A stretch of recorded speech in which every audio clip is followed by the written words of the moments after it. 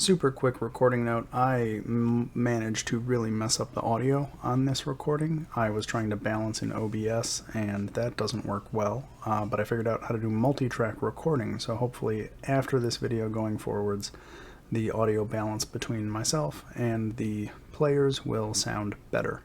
So next episode, hopefully it works better. We'll see what happens. So I guess apologies again for how this video is going to sound. On with the game. Bam! That's how the recording's going to start, with me shouting bam into a microphone. This is session 45A. We are at this point making our way through the first floor of the Tomb of Annihilation. Quick recap for what you guys have seen so far. You made your way through the entrance, have heard a few times from Withers, the self-proclaimed caretaker of this tomb. You passed the rusting shield puzzle challenge in the room to the north of where you're all standing now. And then last session, you guys mostly investigated this room with a sarcophagus in it, which you have successfully opened. Got some treasure from the Stinky River to the south of you.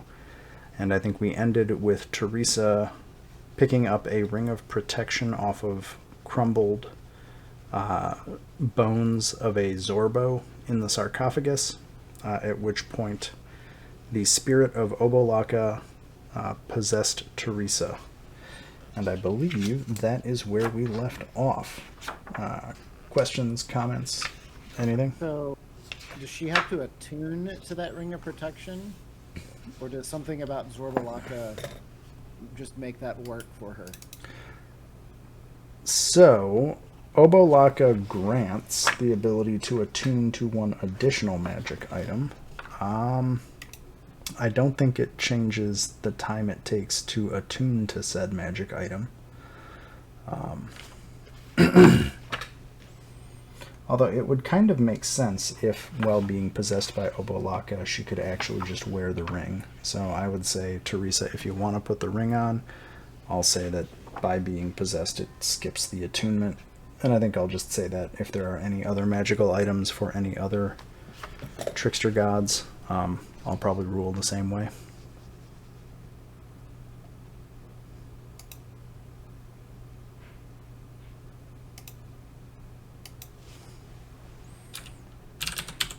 And just to infuriate Yaza, I'm going to start the background music up.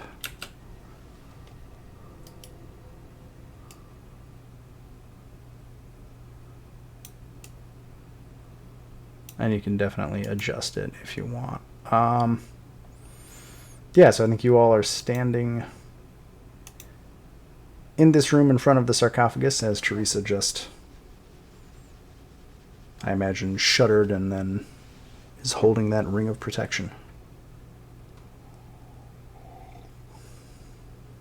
It's exactly like that. Something's talking to me.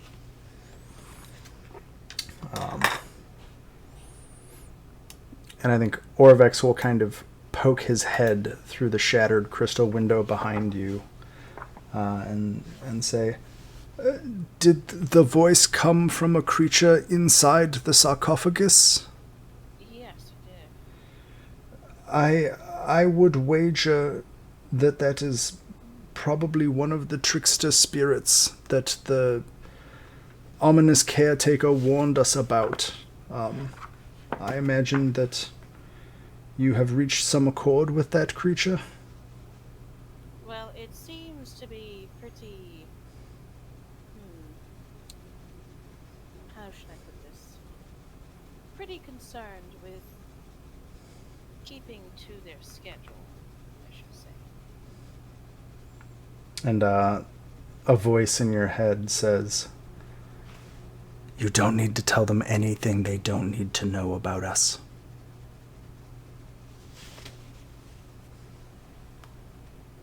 But She's the only one who can hear that voice, right? Correct. Teresa is the only one that can hear that. So that is a voice inside your head, Teresa, that is obviously not yours. okay. So she hears that, and she's like, well... But that's about it, though, she says to Orvexia.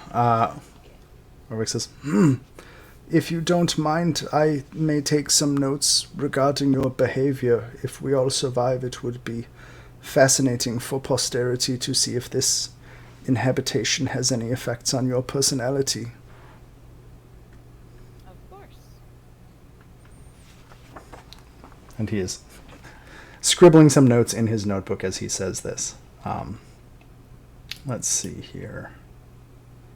Okay.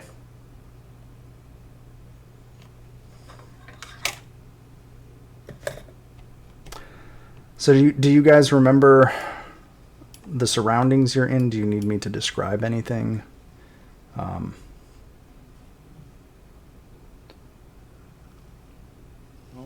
No, not me. Well, I want to know about the eyes. The eyes, Bronze shield. they're still following people. So I think for everybody in the room, they're just...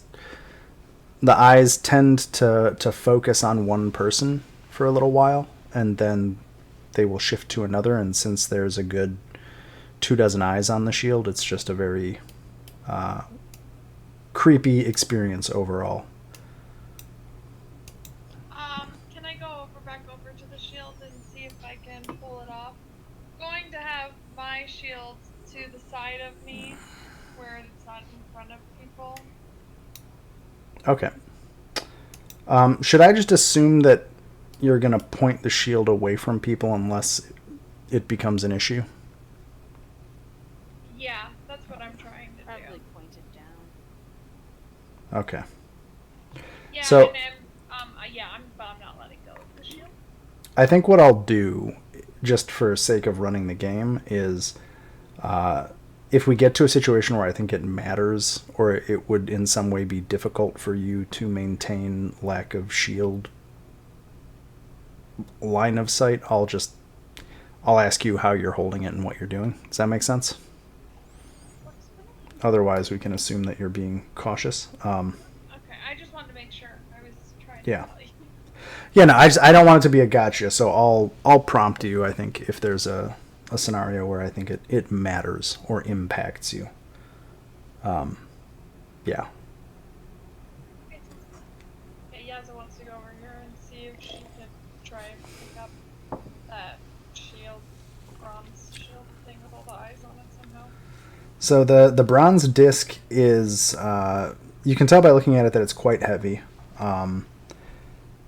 It's probably about 5 feet wide and a couple inches thick, so you can probably guess it weighs at least a few 100 pounds.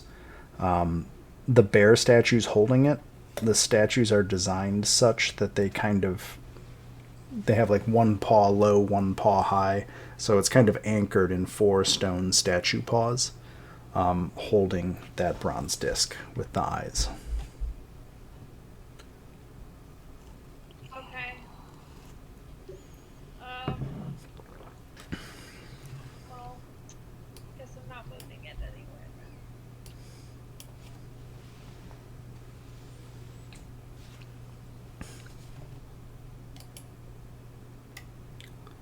Sebastian, you're wandering around. Are you doing anything in particular?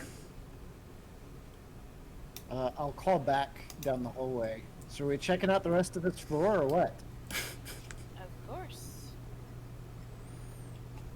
Um, Figure out a way out. So, point of order, where the cameraman is pinging, what do you guys see?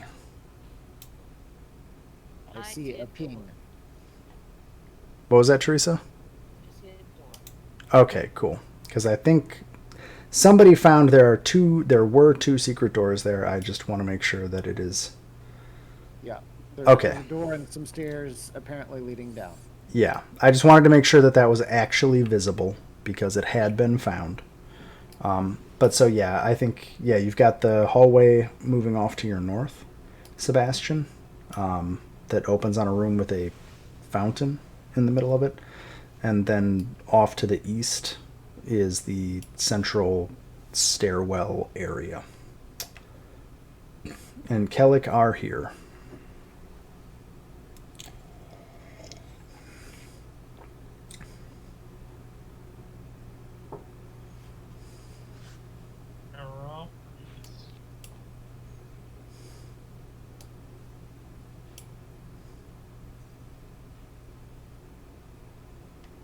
So Sebastian's trucking down the hallway to the east. Does everybody want to go with him, or do you guys, what do you want to do? I want to go down that door, but me out of character. I think we should stay together. As a DM, I appreciate if you guys stay together, but I do not have to enforce it. Depends. Great, let's split that one. Yeah. So Just kidding. Kelly wanders off aimlessly. No, I'm just. Just go ahead and make like 15 dexterity checks for me in a row, and we'll just see what happens. No, don't actually do that. He was about to. Oh my god. I was like, let's just pick 15 random rooms as Kellic aimlessly wanders. I'll just have you make the rolls for all the rooms and see what happens. I'll go east. And that window is shattered there. So where you're standing, you guys can pass through that shattered window. Because somebody shattered it. I can't remember who. Also, as a general note, the tomb is not necessarily linear, but it does have a critical path. So there are certain things you have to do to progress in the tomb. But So where yeah. My zombie going? are we going? I think Sebastian is walking around the balcony of the central area. And I think I have a piece of art for that. So while you guys are moving around, I'm going to try and find it. Is there a floor mosaic or So you mean something? knock down the secret stairway that we found? Correct. Oh, I just found a cool handout for what that main stairway looks like. So I'm just trying to find it. Maybe I didn't load it. What if... I feel like that other secret door down the hallway must have been shortcut of sorts. That's what Yaz is gonna say. Like, it's probably the less obvious path is probably one of the better paths.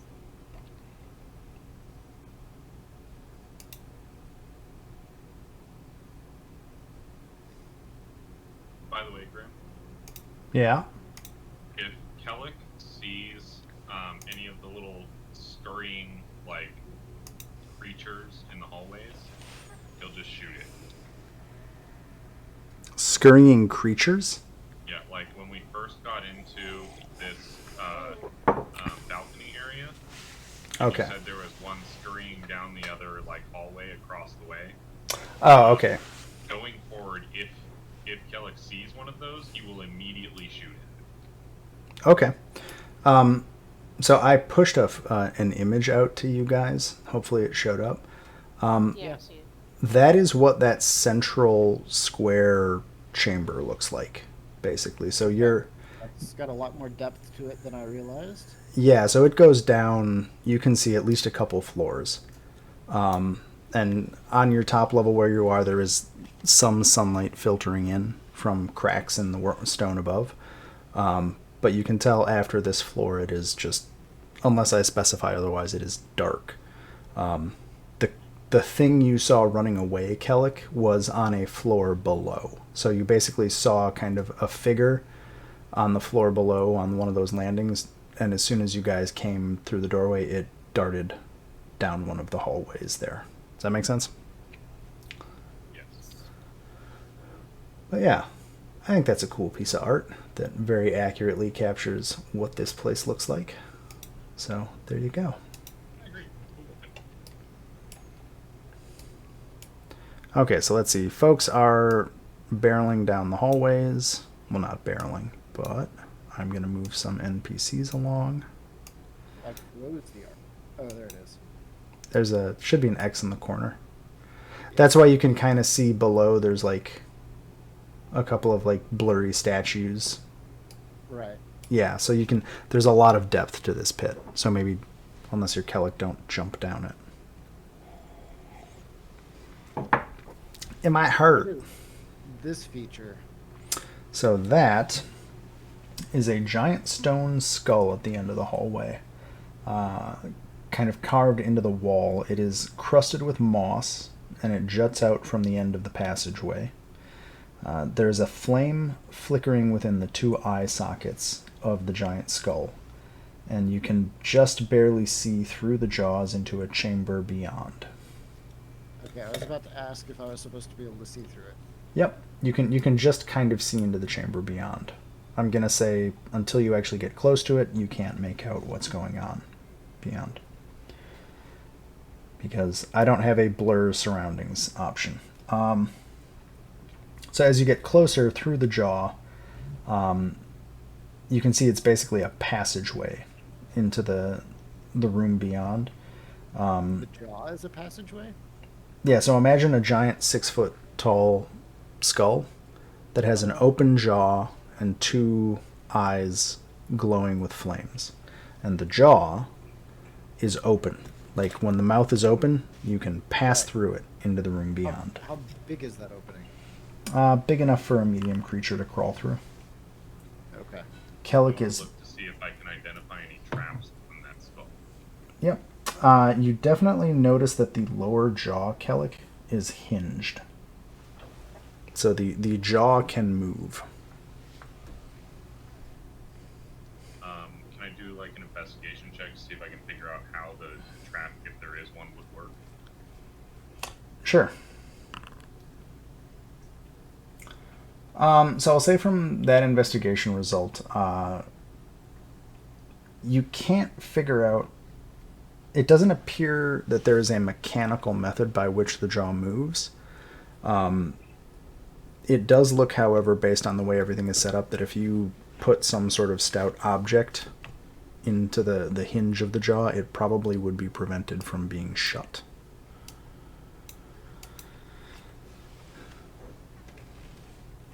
Does that make sense? Where's the giant centaur when you need it?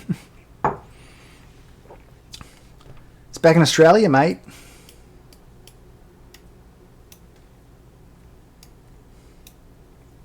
That's my Lyokin impression. Yeah, I know, it was awful. It's fine. It's okay, though, I appreciate it.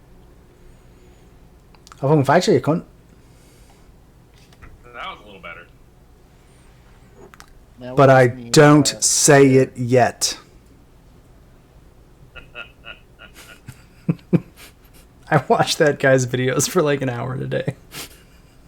It's so dumb, but it's so funny. Have you seen his other stuff? Oh my gosh. I've seen like one or two of them.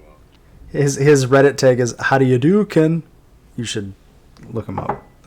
Anyway, back to the game. Sorry, I digress. So y'all are standing in front of the thing. Did you say something, I'm showing Sebastian? it to Alex, by the way. Awesome. What I said was tangential. Okay.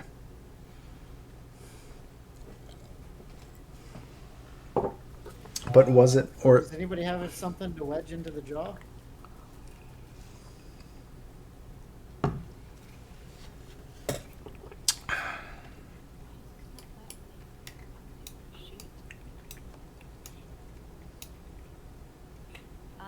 So let me see.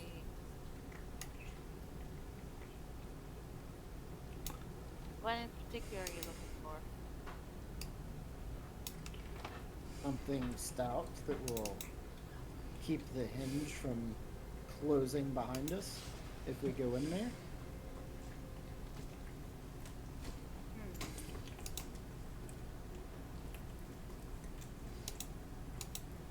But always have one of my zombies on the door.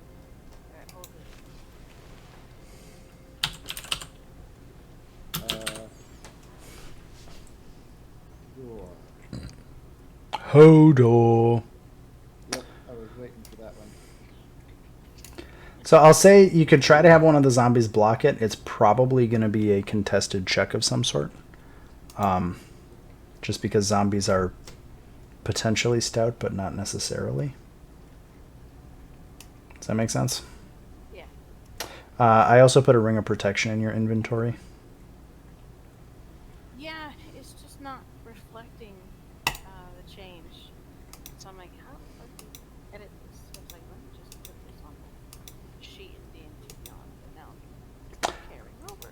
Okay. So your AC is what, 13 with the ROP? Okay. I guess just try and we'll just remember it. I mean, hopefully, And it's +1 to The all of important the part is the saves. bonus to saves. yeah. I did not try to update anything over the last week, so I'm not even going to pretend that I forgot to. I just didn't try to. Cool. Okay, so do you want to have one of the zombies prepped to prevent the mouth shutting if it does? Yeah. Okay. So we'll say Zombie B, Zambino Dose is... and just kind of has like an arm or two wedged to try and prevent this from closing, if it does. And what will you want? We'll crawl through the opening. So everybody who's not Sebastian, you see the flames in one of the eye sockets of this skull wink out. It just ceases to burn. In the room that you crawl into, Sebastian, you see skulls crusted with dried mud staring from niches cut into various walls all over this tomb. There is a stone sarcophagus in the center of the chamber. Its lid has a coiled serpent carved onto it. Behind the sarcophagus, resting atop a marble pedestal, there is an ornate crystal box with a small humanoid skull floating inside of it. Also, where there are not skulls carved into the walls staring at you, there are tiny kind of like warrens and grooves dug all into the walls of this room. You cannot fit in them, but tiny creatures could. Yeah, that's not ominous. And as you enter the tomb, you hear the voice of a young girl echoing out, Sebastian. What's happening here? Why can't I see anything?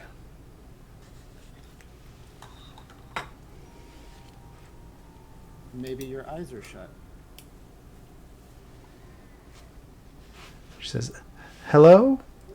And as you hear that voice, you see the skull floating in the box kind of jitter slightly. The box being the blue thing beyond the sarcophagus.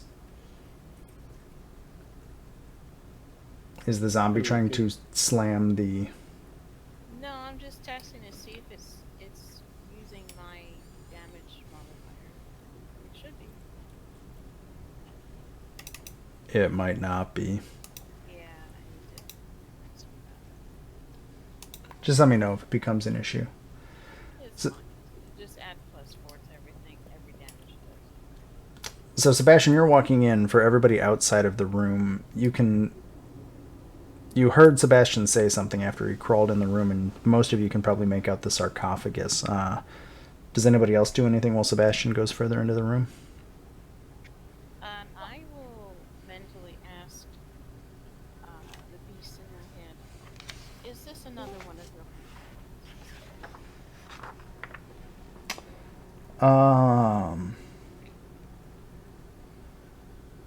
So Obolaka says, her voice comes to you and she says,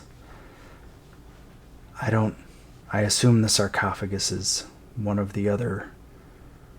my fellows, but that skull is new. I don't think you should do anything with that skull. I think you should leave that skull alone. Who said that? The voice in Teresa's head. Who's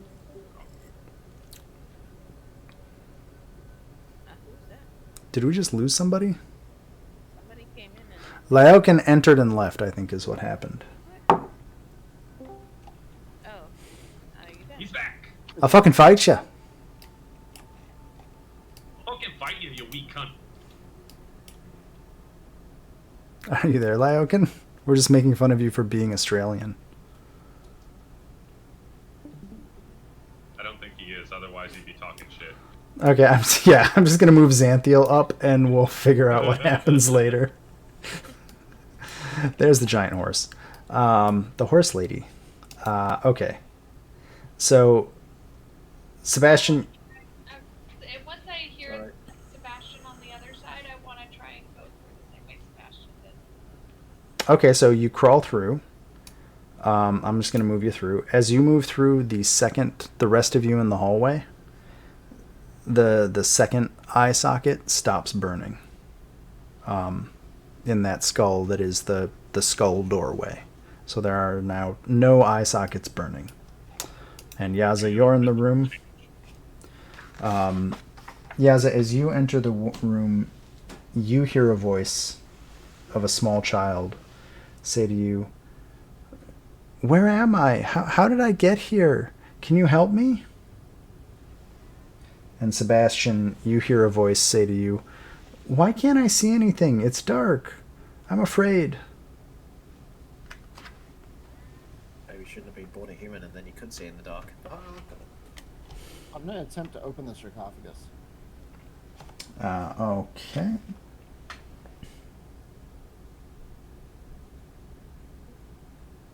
I'm also like Yaza won't say anything to like any kind of voice in her head. She doesn't Yeah. trust it. Sorry. Exactly. She just ignores it and doesn't trust it. Okay, so just a couple of notes. Sebastian and Yaza, you can both hear from all of the tiny holes riddling the wall of this chamber. You hear scuttling sounds in there. Kind of like dry, raspy scuttling sounds.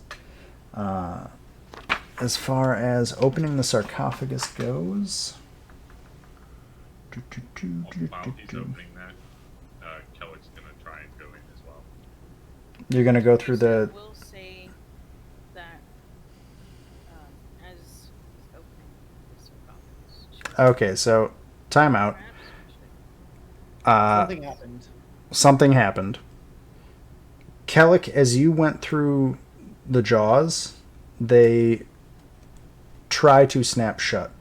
I want from your zombie, Teresa, I want basically a strength save.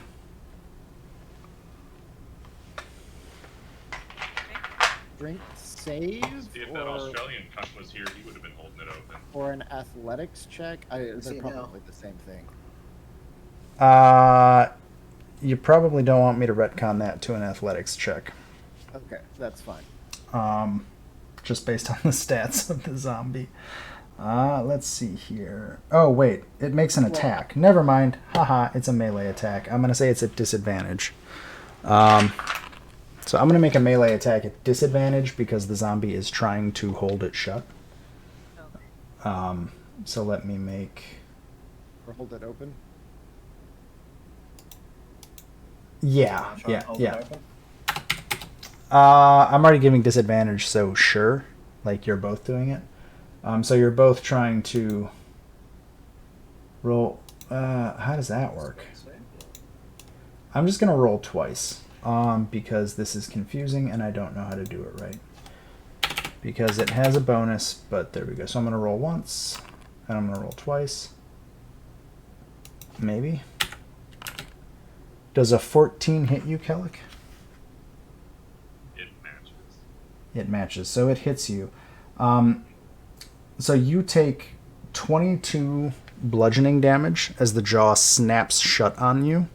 That's a trap, though, right? Yeah, it would be a trap. So I'm 11. resistant to trap damage.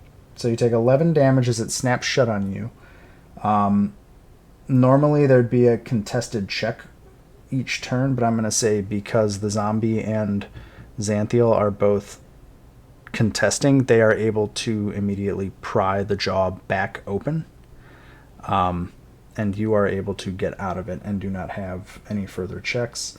Both of the eye sockets of the skull light back up in flame. Well, that's exciting.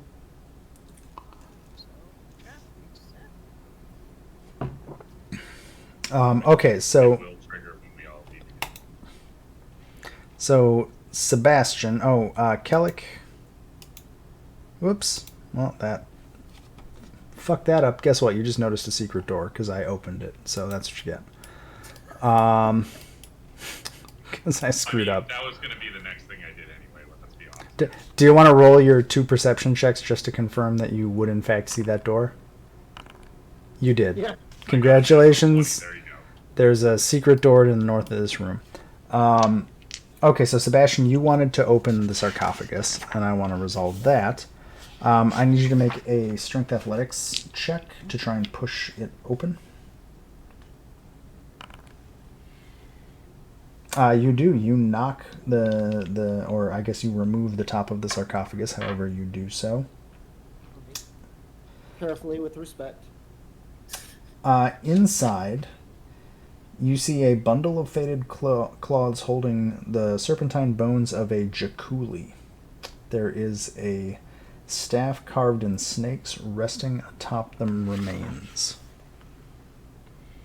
Out of curiosity, by the way, I hear the voice as well.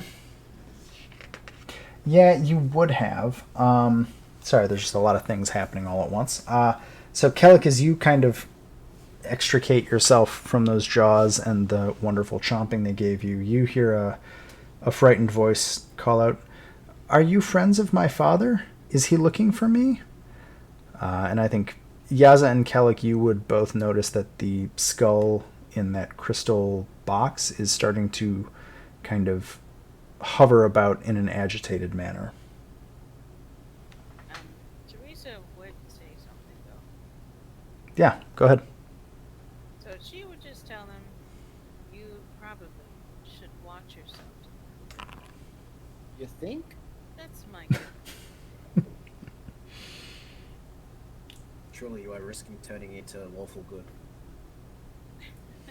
I know, I'm gonna risk turning into lawful. Ugh. Okay, can I figure out which of the 9 trickster gods that this tune corresponds to?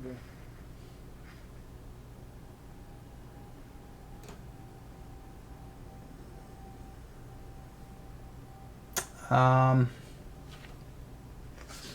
mean, I think at this point you're relatively, I'm going to say in character, you would be relatively familiar. Out of character, I have too much discontinuity between sessions. Yeah, sorry, I was about to say something to Kellic, so I'm just flipping around. Where are you? Why would we ever put things? Oh, of course. Like Moa is a Jakuli. A Jakuli is basically a big snake. So this is probably Moa, if you had to wager a guess. Which I don't think you guys have interacted with Moa much because you guys skipped Moa's shrine. But Moa is... Let me use the notes I made for you guys.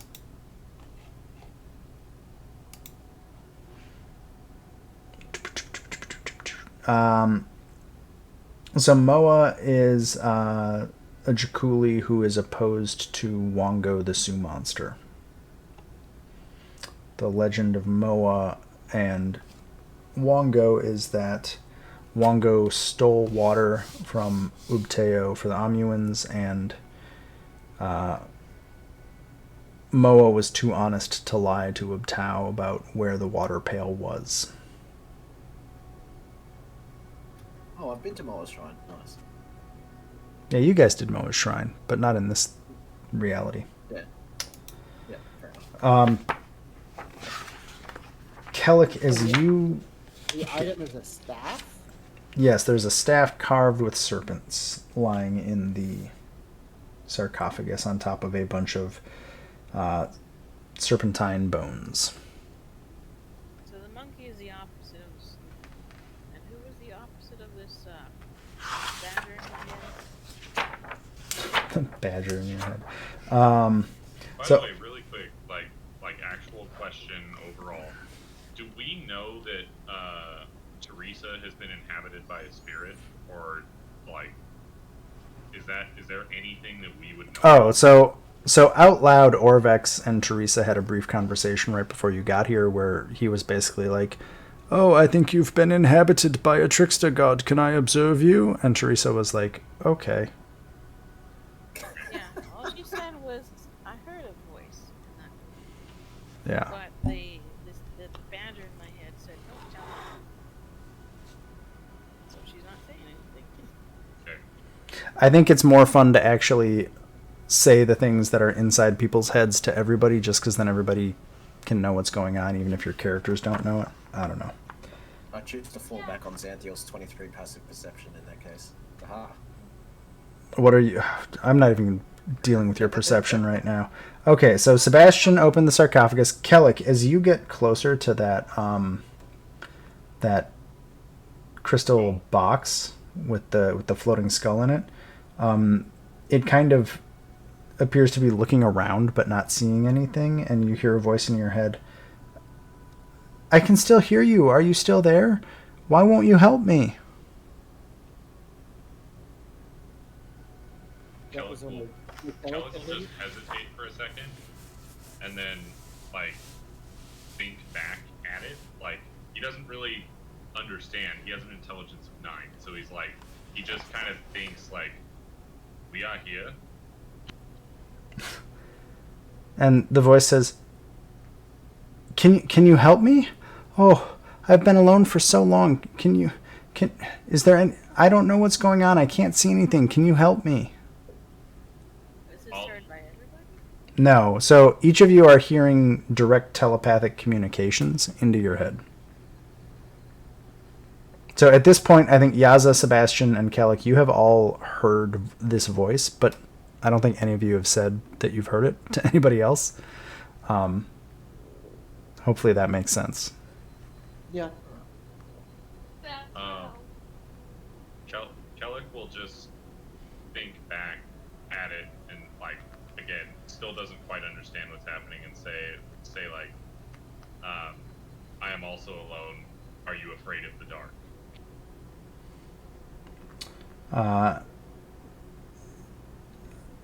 I mean, it's been dark so long, I don't know if I'm scared, but I want to know what's going on.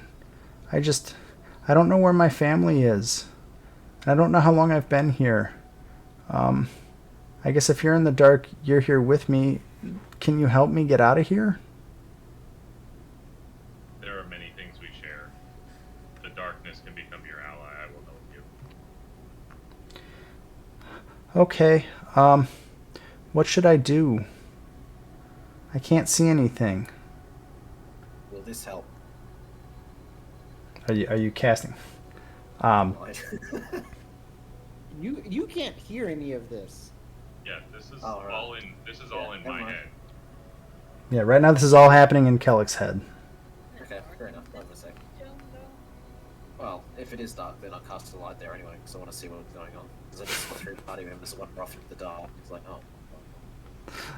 Fair enough. It is now a nicely lit room. Quick pause, By the way, Kellic. I actually have advantage when I'm in the dark and things are using dark vision because they can't see me. So let's not just randomly light shit up. Fair enough.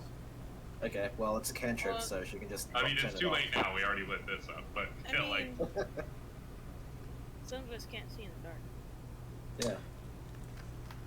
Yeah. yeah. Well, like- Namely, the two who are left in the hallway. So then you can have your light Actually- up there. Have fun. I'm gonna retcon something just a little bit. Yaza, Sebastian, and Kellic, I think all of you are hearing this voice.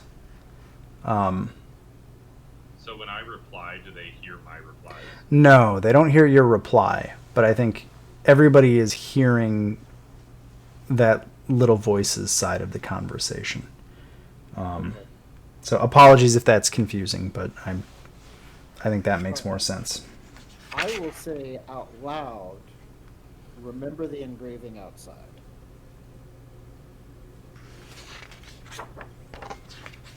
Do you want to, out of character, remind people which engraving that is? The pillar outside the tomb.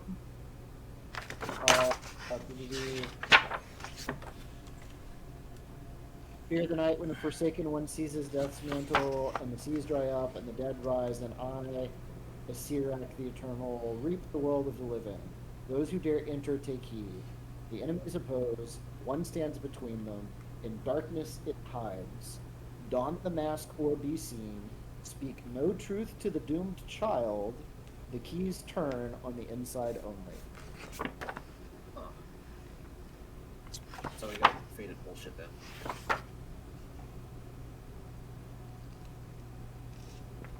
Okay. Kellic will just reply in his head that I will try and help, but I'm not sure in what way I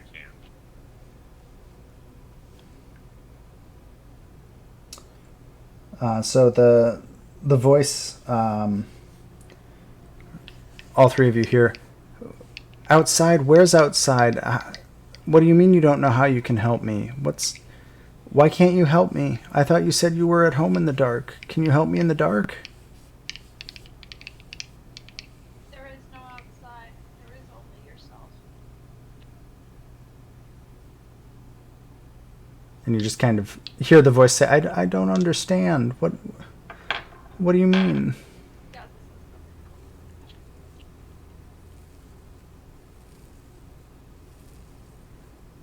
So, yeah, Kellic, He you're... wants to go to the secret door. Is that right there? Yeah, you can open it. It's just a smooth, like, you know it's there. You can push it open. I don't see a door. So. Oh. There. Does that work for you? Yep. And then he'll just wander out. So you know that leads to a slowly flowing underground river. You can hear the sound of a waterfall in the distance. Kind of echoing back along the cavern. That is also, it's about a foot. The stairs lead down to the water. The water is about a foot from the ceiling of the room. So kind of like the place we were last week. Does that make sense? Yep. And he'll walk back into the room and just give a very brief, like, there appears to be another river down there, kind of like statement. And then walk over to the sarcophagus and look at the staff with Sebastian. Yeah, does anybody want this serpent staff? Yeah, I'll take it. Okay. Yaza, as you take it.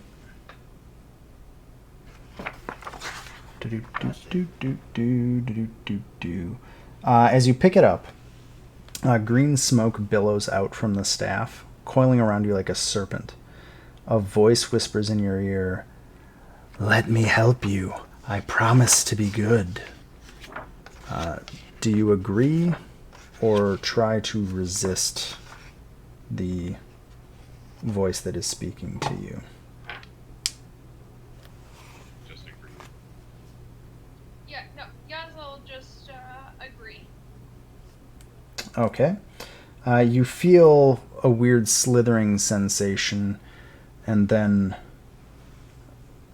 there's another presence in your head. And the voice, very calmly and in almost a kind but serpentine way, says, "I will never lie to you. We will get our revenge." And you are now possessed by Moa. What this does, Moa, the quirk that you pick up from a personality trait, and this will be fun for you, is you are going to feel more inclined to be truthful and kind to those around you. I just started laughing. You have inherited the flaw that you must always speak the truth, if you can. And the... This is fantastic for Yaza. And the power that Moa grants is that you can use an action to turn invisible. Anything that you are wearing or carrying is invisible as long as it is on your person. The effect ends if you attack, cast a spell, force a saving throw, or deal damage. And that is an at-will ability. Yaz'la no longer speaks.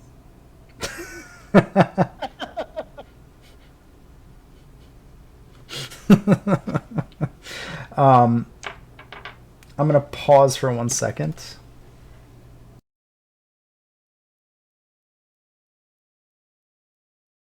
Thing with dark vision can see me, but I also can't see shit, so... I return. He doth return. I returneth. Did anybody else leave while I was running away to take care of? Alex did. Okay.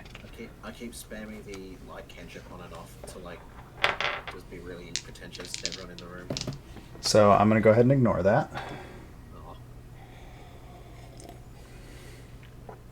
Oh. So Teresa, and I'll say this for Yaza too, I think we haven't really played with bonds, flaws, or any of that stuff before. Like, it just hasn't come up. I think for the trickster spirit possession, if you meaningly actually play out the flaw of the trickster god, I will give inspiration dice for that, just because I think it's fun. So for Obolaka, the personality of Obolaka is nervous and obsessive, and the flaw is risk averse and a slave to routine. They're neurotic. Yeah, basically, Obolaka's neurotic, which is probably a little less of a stretch for Teresa to do than for Yaza to be Moa, because Moa's lawful good. I figured Moa was one of the lawful alignments, but I didn't know which one. Like I said the other time, trying to map the actual alignments of these based on the legend is Tricky. I wouldn't have picked lawful good, I'll admit. I would not have picked any of them as good, to be honest. Yeah. I think that's where it kind of falls apart, but Yes, the least evil, maybe? I don't know. well, I mean, and like they're trickster gods that I don't know how deep into the background we went, but like Ubteo abandoned Omu, and then the trickster gods rose to fill the vacuum. So I don't know. That doesn't seem like any of them would be all that good. They would just, like, I don't know. Opportunistic instead. Yeah. It's not altruism that compelled them to do it.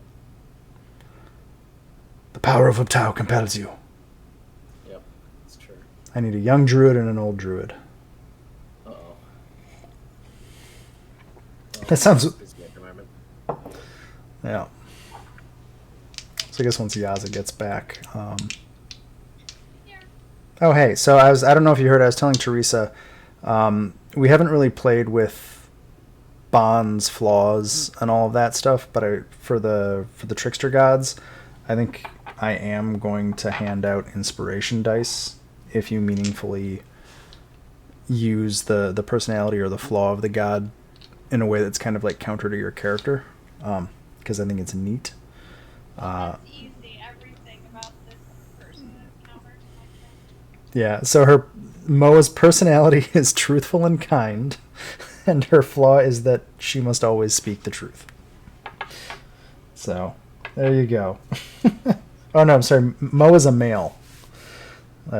He is truthful and kind, and he always speaks the truth. I got the gender wrong on Moa. Is there anything special about the staff itself?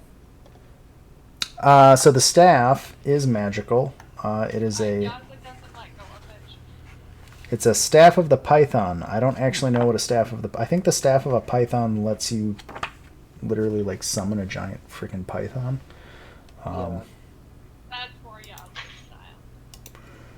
I'm trying to find my compendium of items. It's a really nice pet python that'll let you like do the little pets on the head.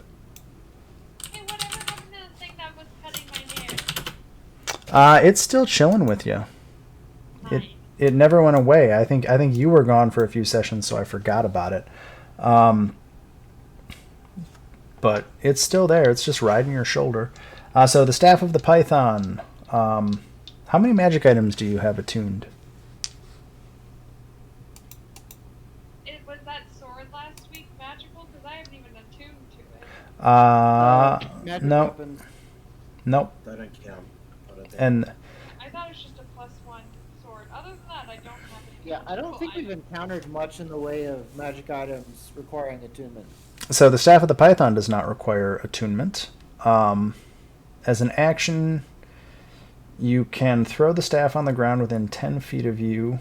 The staff becomes a giant constrictor snake under your control and acts on its own initiative count. But guess what? It acts on your initiative count because I'm not tracking a giant snake. By using a bonus action to speak the command word again, you return the staff to its normal form.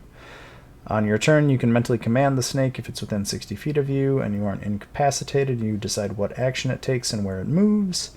Or you can issue a general command. If the snake is reduced to 0 hit points, it dies and reverts to staff form. The staff then shatters and is destroyed. If the snake reverts to staff form before losing all its hit points, it regains all of them. So, yeah, you have a staff that you can turn into a giant constrictor snake. That's pretty cool. So you have that. I think the rest of you are still outside the room. The three of you in the room hear that child's voice very angrily saying, "I can still hear all of you. I know you're there. Why won't you help me?" And the skull starts kind of rattling against the crystal box that it is within. So that's the. Well, Teresa is going to take a pot shot at the skull. Okay, so Xanthiel, you won't. Kellic was about to walk up the hallway. So. Oh wait, was I still holding the door open? Yeah. Timeout. Okay, so Teresa spoke first. So Teresa, what are you doing? She's going to take a pot shot at the skull. So it's underneath a crystal cube. So are you going to shoot the cube that is around the skull? Yeah. Okay. Make an attack roll or a spell roll. Eldritch Blast. A 20 will hit, 7 damage. You shatter it. And let's add folks to combat. Well, that's just wonderful. Where did Sebastian go? I was about to go check out the water. I'm not sure who all I have in combat, but I'm going to go over here. Well, Xanthiel's kind of guarding Teresa at the moment, so.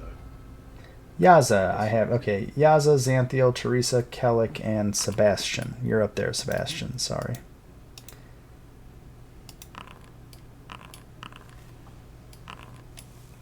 Cool. I'll just have my zombies go on my turn. Yeah. So why are you hidden? You're not hidden. Oh, because your token's hidden. Okay. So as Teresa, as you shatter that crystal cube thing holding that skull, it is engulfed in this greenish ghost flame and just gives out kind of a little child shriek. And it is your turn in combat. Ah, perfect. I was getting. So she's going to. She's like. Let's clear this before it turns on us again. So.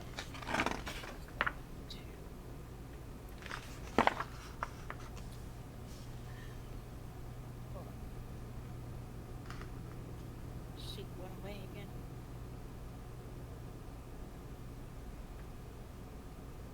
Sorry, what? Sorry, my sheet wasn't. Okay, never mind. Because there's also like this cube. So, I'm going to do. Okay.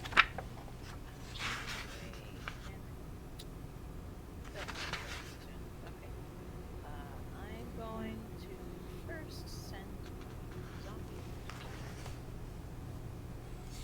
Okay, so the first zombie goes through. One of the skull lights flickers out as it does so.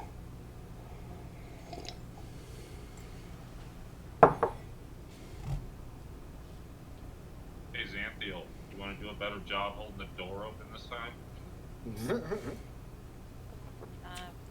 Well, I could keep one back. Well, actually, let's have this other one hold the door. Hodor. Spoilers, I guess. Right. And Gosh Teresa damn it, Grim. no. Okay, so is the zombie Game of Thrones spoilers. is the zombie attacking?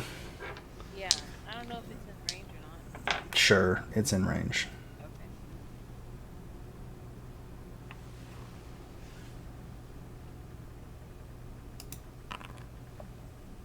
That will not hit. Wow. The fist kind of moves slowly enough that the skull kind of floats out of the way as the zombie bludgeons the pile of crystal shards on that little plinth. So, Teresa, your act. Now it's my turn.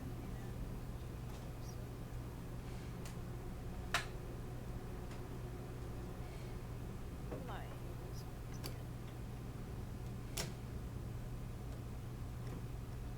Let's do this instead. Let's pop it off with some Scorching Ray.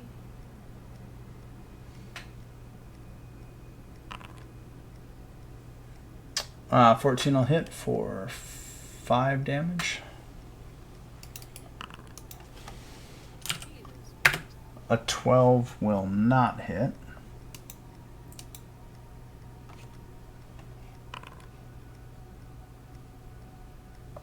And a 21 will hit. Damn, for 10. Where is...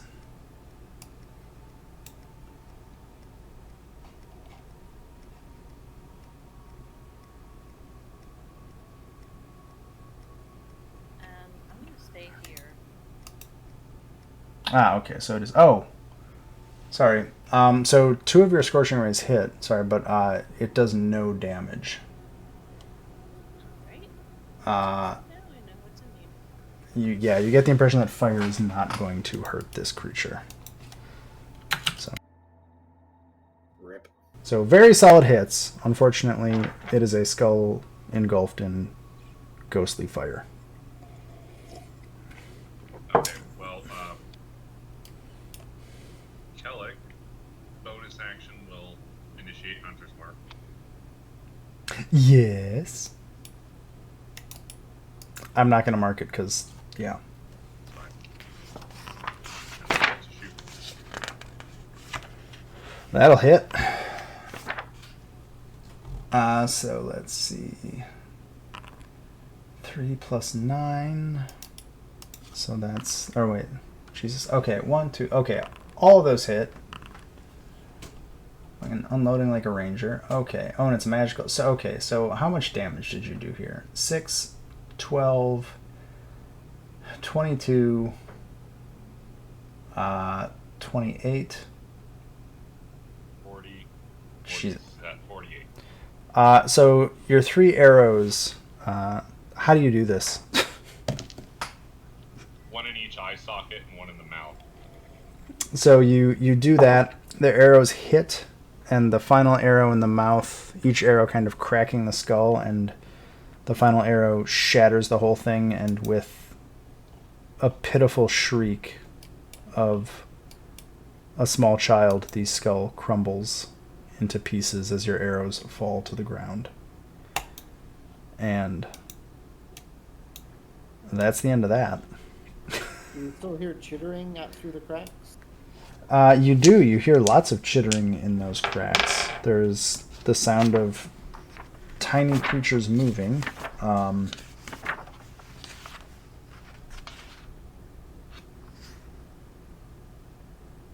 But I don't really... Yeah, you can still hear them. Kellic wants to go inspect the skull and see if there's anything interesting, like, in its remains. Huh. Well, I guess the child was doomed after all. You know what I have for that? Oof. Shouldn't have lit the fire. It could have stayed in the dark. So there's nothing... Looking at the skull, it's just chunks of bone. I mean, it looks like a child's skull, but that's all it is. Okay, well, Kellic will immediately lose interest, and then go up the hallway and follow Sebastian. You know, I would say that most of the visitors to the tomb have a slightly more sympathetic approach. But we'll never know again in the future, will we?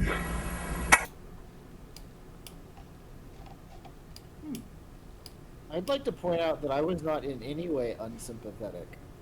I mean,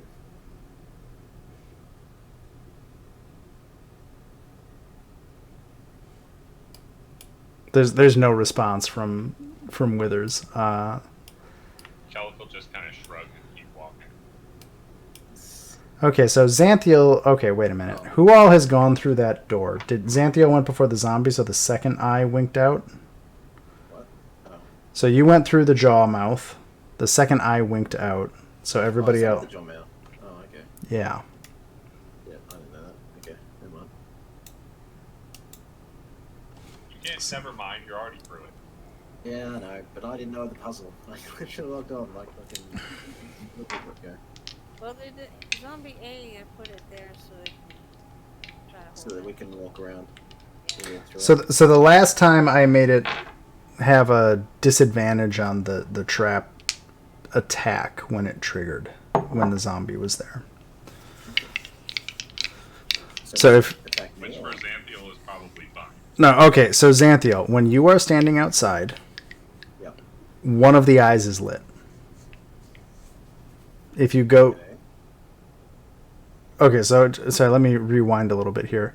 Yeah, I Well, don't know. I can't remember because you missed the beginning of this. So when you guys first found this door, both of the eyes in the skull were lit and the mouth was open. The mouth is basically the crawl way to get into this room. Alright. As whatever. Hey. 9-foot centaur. It's a medium creature, so blame Wizards of the Coast. Don't complain to me about their bullshit. Fair enough. Anyway. So Yaza and Sebastian went through. As each of them went through, one of the eyes winked out. The flame went out. When Kellic went through, the jaw snapped shut. Okay. And then after Kellic got through, both eyes lit back aflame. So far, if Xanthiel has not gone through, one zombie has gone through, which caused one eye to wink out.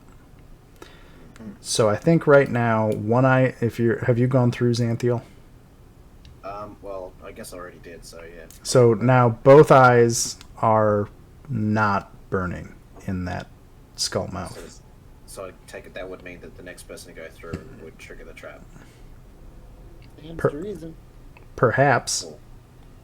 Okay, and it rolled an attack against Kellic. I rolled an attack at disadvantage because Xanthiel and the zombie were trying to block the mouth from hinging shut. I would rather take the hit than Teresa, so I'm gonna cross back through it enough to trigger the trap, maybe, if it's like sensitive to that. I don't know. Or do I have to like completely cross the threshold? I'll say you have to get like halfway through, Okay. just because otherwise so I'll make the attack at disadvantage on you. Yep. As it snaps shut because both eyes are out. So yeah, I think you guys have figured out how that works at this point. I'm just going to roll twice because this interface is weird. Oh, wait. Found last time with the mouse over my roll, there was a little button that I could click to roll second time for the advantage. There you go. I think it's because I'm using the little interface at the bottom of the screen. I don't have an attack built for this. So I think I rolled 24 twice. Yep, that matches. So. So that hits. So that's 22 bludgeoning damage, and you are grappled. It's 22 damage, and I'll say what I did for Kellic was the zombie is able to shove it open. So you don't have to contest a grapple check to remain chomped. Cool. I guess you can be on whatever side of the door you want to be on at this point. Oh, I'll stay. Yeah. Yeah, like I'll take the hit and then stay on this side so it doesn't count as a light, I guess. Okay. So the eye skulls both flame open. On the other side of the door are still Orvex, Iku, and Teresa. And the I'll zombie. call for them to come through. Well, not the zombie, of course, but yeah. So for ease of Probably get a use, 22 I'm point going short of to it. put Barry in my pocket space for the time being. Heyo! Good use of familiar mechanics. Yeah. So are you going to pass through, Teresa? Yes.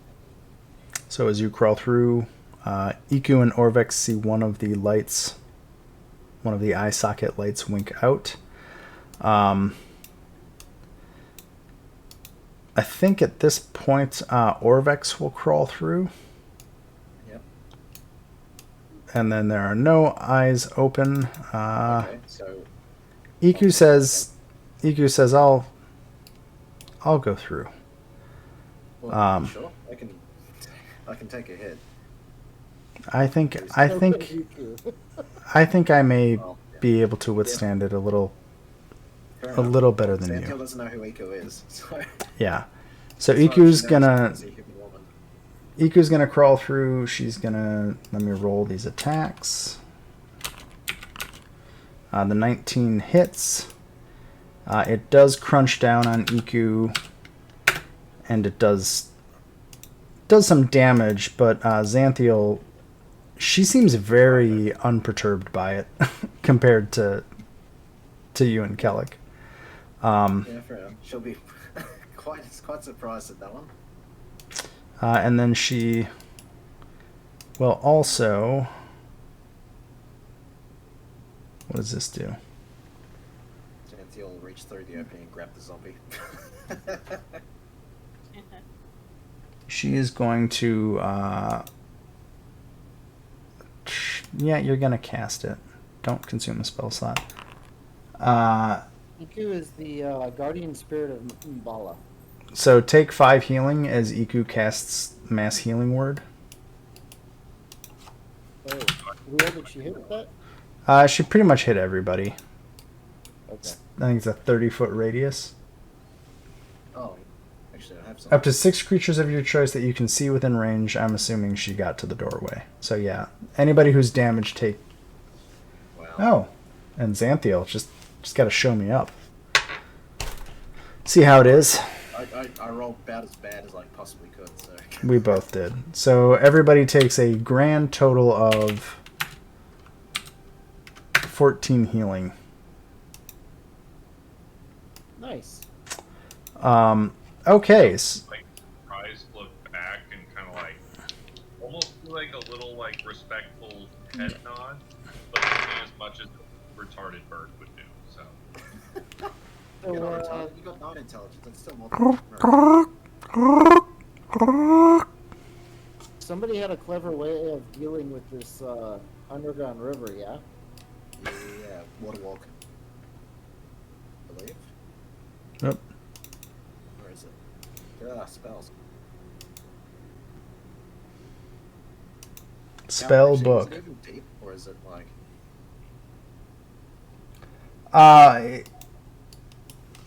It's so okay. So this portion of water, it's flowing from west to east. You hear a sound of a waterfall off to the east down the tunnel.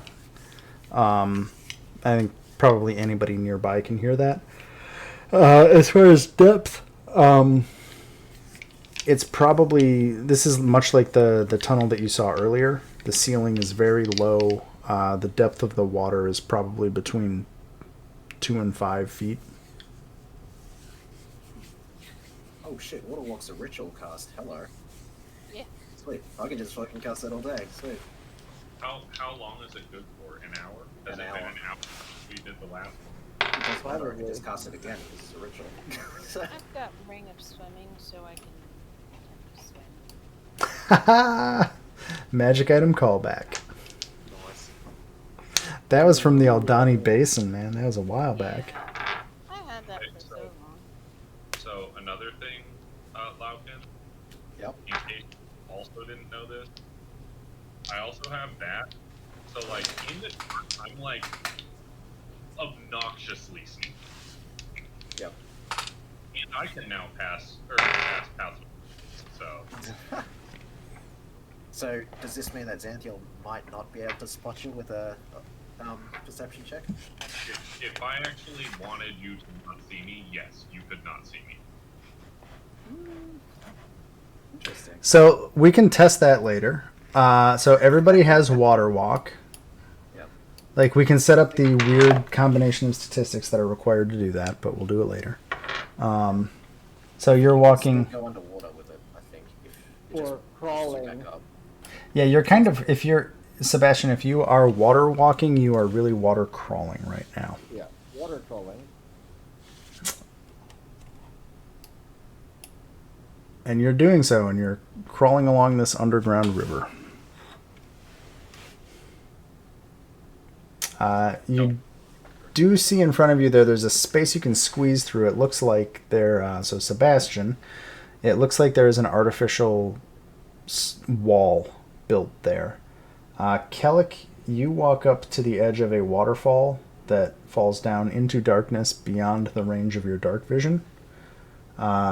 Across the gap from you that this waterfall is falling down into, you see a chest sitting on a ledge. Know where that's gonna go, right? Xanthiel's pretty good at opening chests. Are you trying to open it? Look at it first and see if there's any obvious traps or if there's any inscriptions. It appears to be a normal chest. I will open. Okay, let's see. So I think Xanthiel and Kellic, you're the only ones that are aware of what's happening right now. Uh-oh. It is... It's a mimic, isn't it? Guess what it is. Uh, If I can get the token to fucking cooperate. Oh, you know what? It's a mimic. Fucking Dark Souls. It is, in fact, a mimic. So I think... oh, I rolled for Xanthiel. Sorry. No, I did that. Oh. Okay, so Kellic, you get to go. And I don't think anybody else is even aware of this, really. I'm gonna take the disengage action. Yeah, run. I'll fly my ass over here. Okay. I'll curiously kind of like bird blink over at Xanthiel. Yeah, she's Like, fine. like, what the fuck? And then I will cast a spell.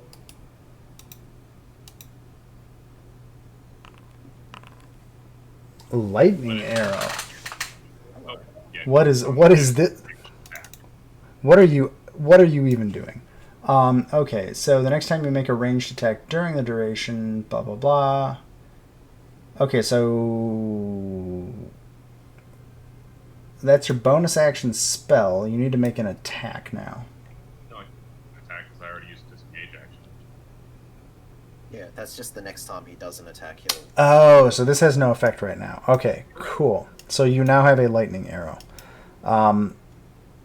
Awesome. That's movement, action, bonus action, Xanthiel. Cool. Shield effect. We are going to use this...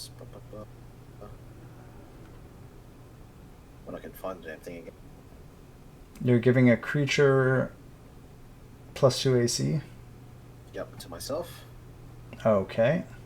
I will prepare that. I think that's just a cleric thing. Are you She gonna just like has to hit. a whole fucking big hole or what? She's a centaur, so I'd like to think she probably could give it a crack, but You're going to make me look up jumping rules, aren't you? probably. You can move 40, so I don't know if that counts or anything. Athletics.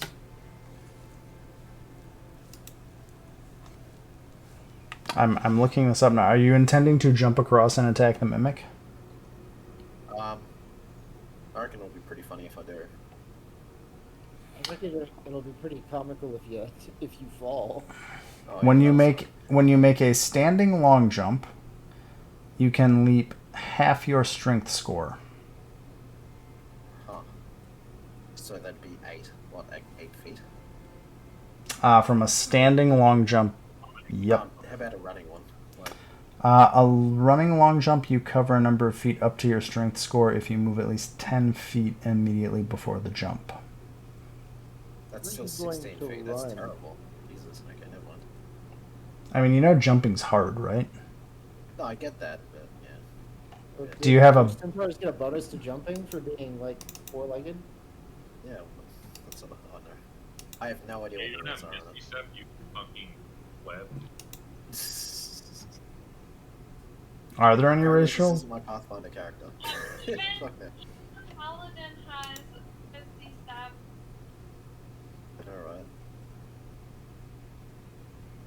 Alas, this time I don't have Zendala around to like cast a fly on me. Current.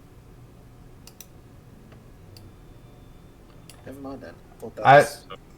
I was gonna say, I think the idea that you're trying to do is cool, but I think it's just gonna end with you falling down that pit. Per the rules. I'll just cancel the Shield of Faith then, because Yeah, that yeah. was actually ground. I'll just chuck a javelin at it again. Okay. A 15 will hit for 8 damage. And a 1d8 for fire. Oh, because it's Divine Strike? That's still Is counts it- for weapon attacks, not just... Oh, okay. So, 8. Okay, nice. No, I didn't want to do... Is that hard? God damn it. That was the best 16 damage I ever did in my life. Yeah. She got so angry she couldn't jump over there. She fucking threw the javelin like a monster. Look at you, javelin to the face! How does it still have 68? No, god damn it. Okay, there we go. Now I'm going to do the right amount. No. Oh my god. I can't I can't do this tonight. Okay. There, 16 damage to the goddamn mimic. That makes it the mimic's turn, right? Yeah. Okay. So what can it do? Squawk. Make chest noises.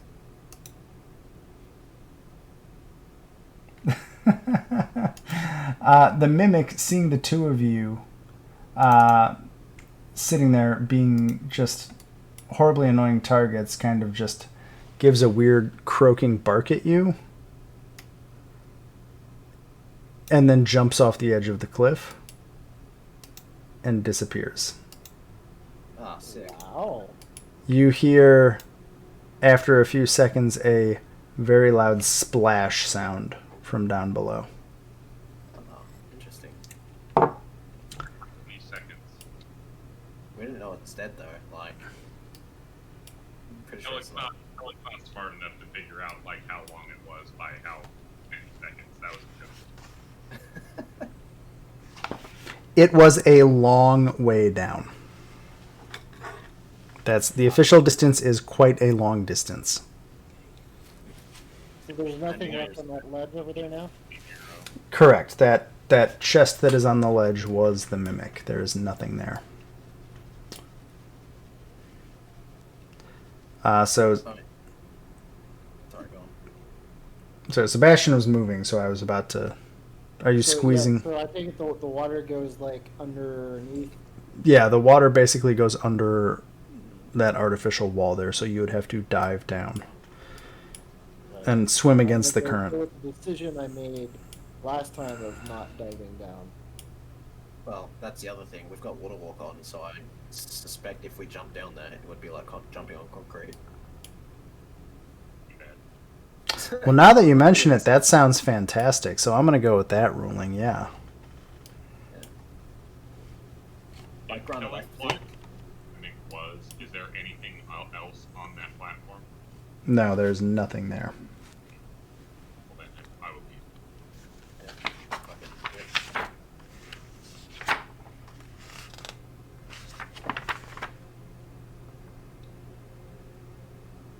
it. Yeah. My Yeah, poor that- javelin. It's just embedded in a mimic now. Yes. Oh well. It probably ate it, to be honest. Yeah, true. Like stabbed it, and then it just kind of went.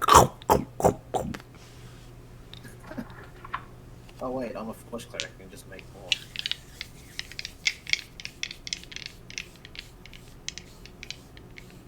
You have some pieces of metal. No, as long as it's under 100 gold, I can just make it out of nothing. So you have to have small pieces of metal. So Yaza and Kellic, you shimmy your way up to that same kind of gap where there's an obvious artificial wall that has been built out of the stonework, and you can squeeze through that opening to the west one at a time.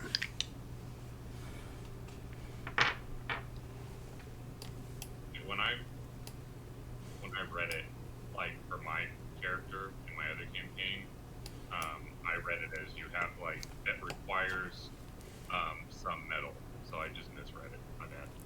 No, you're right. There's another ability where she's Oh my god, we'll deal with your crafting madness later.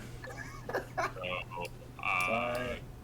It's not like Lyokin and I have not had a 45-minute discussion about what this can and cannot do already. well, I was thinking our artificer would be doing the crafting, not the cleric. Well, wrong continuity. That's the Robotech version. We're in the Macross continuity, so just gonna have to. over here,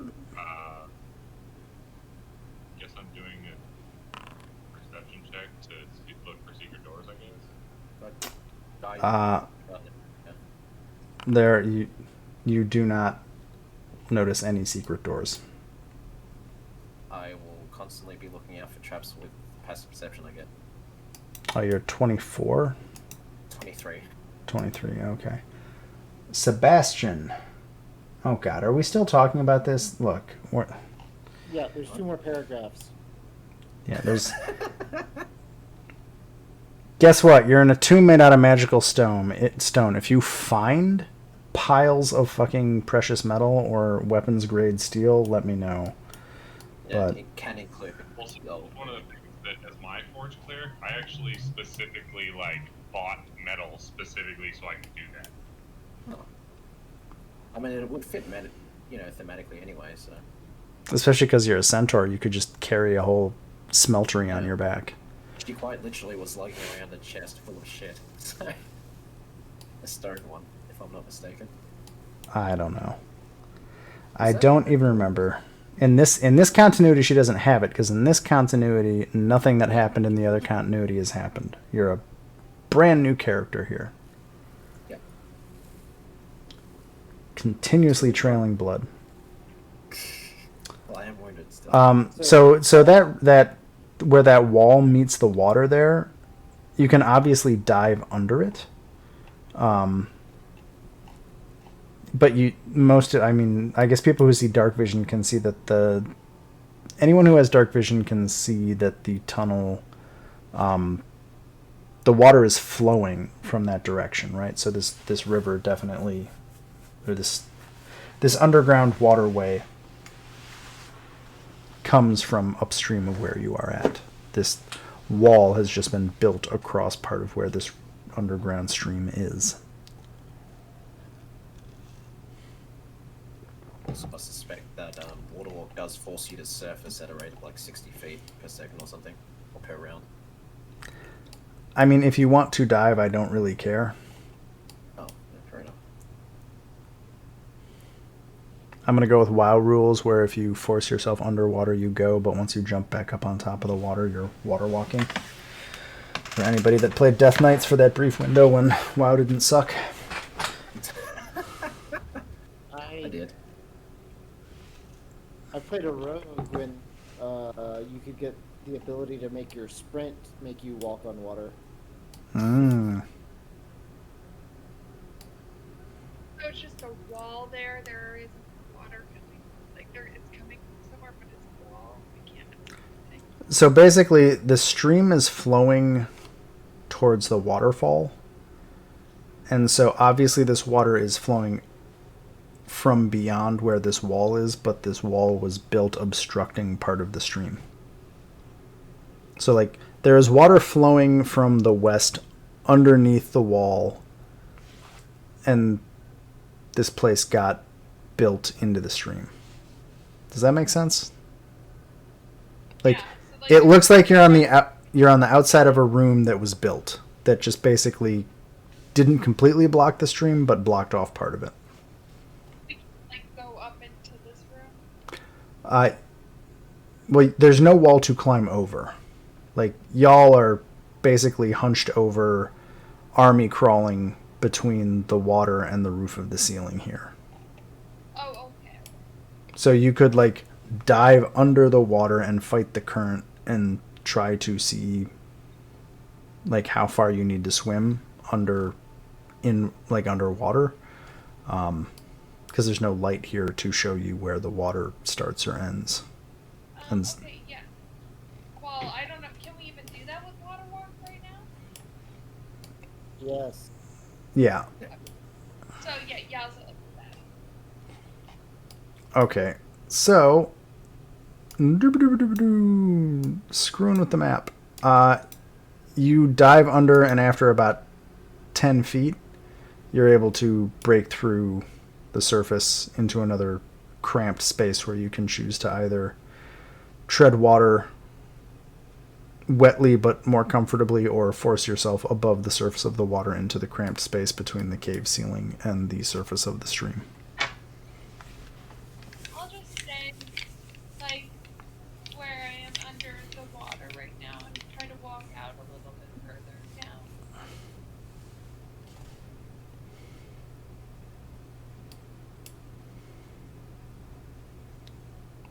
Yep, so this you're just kind of walking against the current of the water. And you come across another place where there appears to be the construct of the dungeon was built completely closing off the air above the water here. This is like wall. Like this doesn't look like. Yeah, like this thing right here, that's a smooth, perfectly manufactured wall.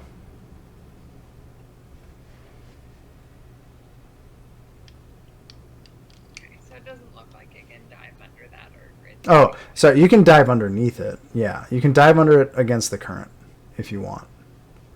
You don't. I'll try to do that again just to see like how far. I kind of don't want to go further than what I had already gone to get through to this point. Like if it's more than 10 feet, I'll kind of just look and see what I can. There you go. You as soon as you dive under, you're almost able to break free again on the other side.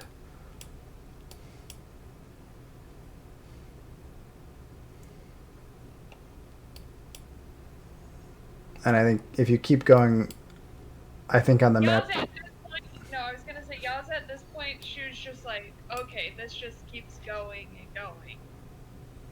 So she's not gonna try and go through another passage just because she doesn't want to be broken up with the party too much. This was just straight going.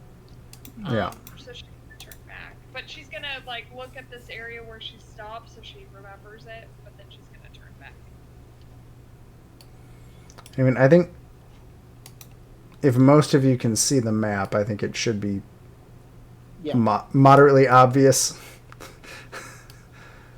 You guys have mapped out the entirety of that river. Yes.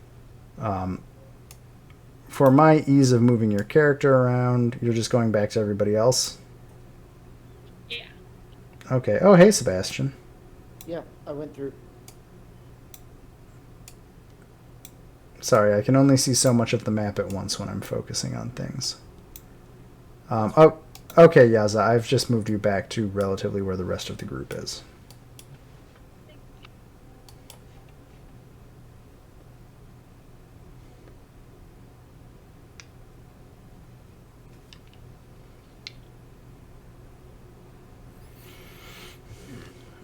So I guess there's nothing much that way.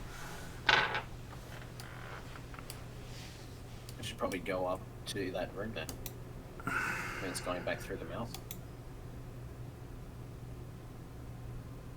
Oh yeah, it would, wouldn't it? Where is my... Getting rid of your silly light logo.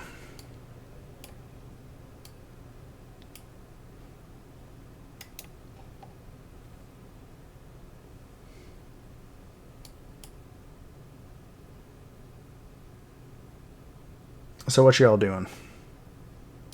I guess we need to go back through the mouth, don't we? I mean, unless y'all want to go all the way upstream and come out through the other tomb we went to. Seems, yeah, that would be unfortunate. Xanthiel will just stay here and hold it open, I guess. Or something. Until everyone's through. I mean, I'll stand here and try and hold it open. I think I'll say with both of you holding it open, let's just go with it. because Xanthiel's Break the mechanism. Xanthiel's beefy, so I'm just gonna go ahead and let that be. Sweet. Something about dead Yeah, horses. Tokens down. Oh, I think we've. Oh, sorry. I think Kellic and I tried to move his token at the same time, Ruh-roh. and it did Yeah. weird things. See, because as DM, I can accidentally move you guys through walls, which I've learned to my own regret, because it then reveals everything behind the walls. But I don't care about certain parts of this map, so there we go. Okay, I think you're all back in the Flame Skull Serpent Staff Sarcophagus room. Splendid. So, since myself and Seb are holding the door open, you guys may head on through.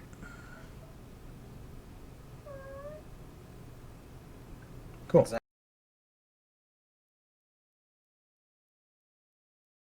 Welcome back.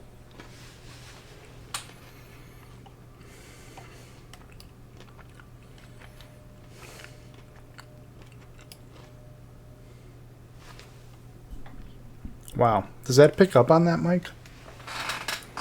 That does. I was just eating something crunchy. I couldn't tell if it was. Oh, yeah, a little bit. Damn.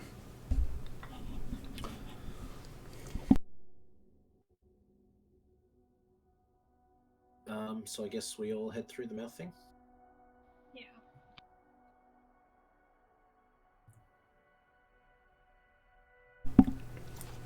You do so.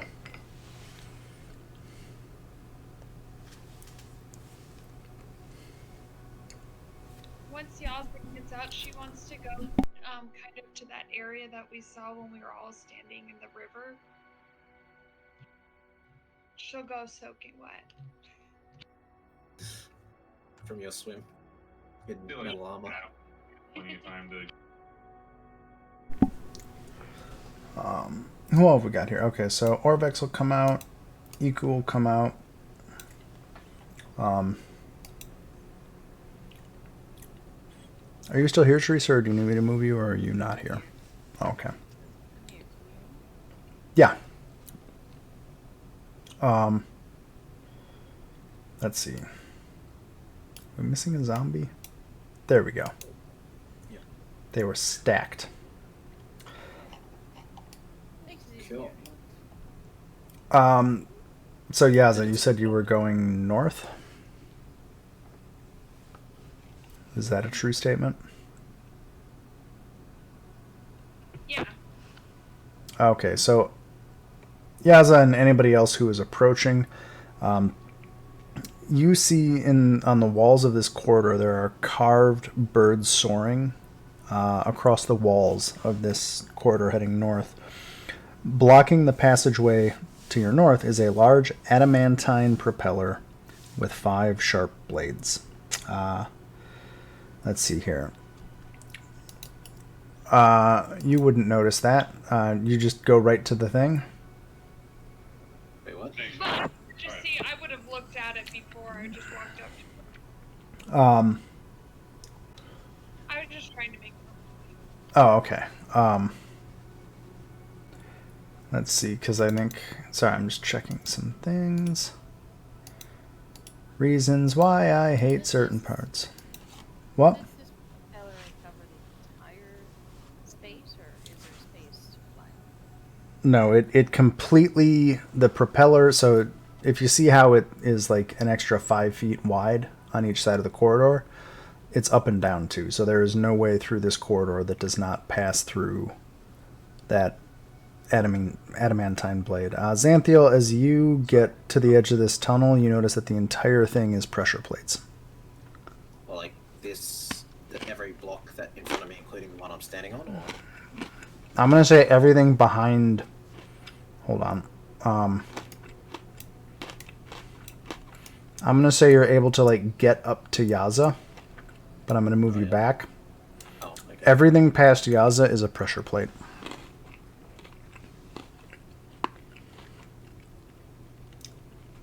Running fast as fast as Writing this down. I do not recommend that. I'll point out to everyone that, you know, there's traps, of course. Well then. No, I would. Yaza would never do that anyways. But yeah. Can you tell if there are pressure plates on the other side of the propeller? Oh, I can't see from here, but can I? I'll switch with Yeah, thank you. Are there pressure plates on the other side of the propeller? Let me look. I don't think so, no. It's just on this southern side. Okay. Well, so that blade thing has like a little eclove on either side to, like, you know, so that you can't just go around it, isn't it? For all intents and purposes, it completely blocks, like, the blade fills all of this space, regardless of how the map is drawn. I have a potential solution. Okay, so do I, but I'll hear yours first. I can create a 5x5 foot or 5-foot cube of adamantine, and then just wedge it in the blades to stop it from spinning. Are we able to squeeze between blades to get past it? Yeah, that's what I was going to ask. I don't think it would destroy another block, a solid cube of adamantine, but I have to read this spell. yeah, it only lasts a minute too, so I'd have to do it pretty quick. Oh, It's so made it's of adamantine. so it's not permanent. Okay. No. I was gonna say, lasts what- a certain amount of time depending on the materials. So it would, if you could make it, you could make a block of adamantine that could basically try to jam the blades. Yeah. I like it. I don't know if that's actually in the list of solutions, but I like it. Because I don't care. Fair enough. I'm going to say sure. If you do that, you have 1 minute where the propeller will not be able to function properly. Before we execute this Yeah, plan, we have to figure out what the plates do. I was gonna say that we just run across the plate as fast as possible. And are you pray that able to nothing cast happens. this spell twice? No, it's a 5th level spell. I only got one.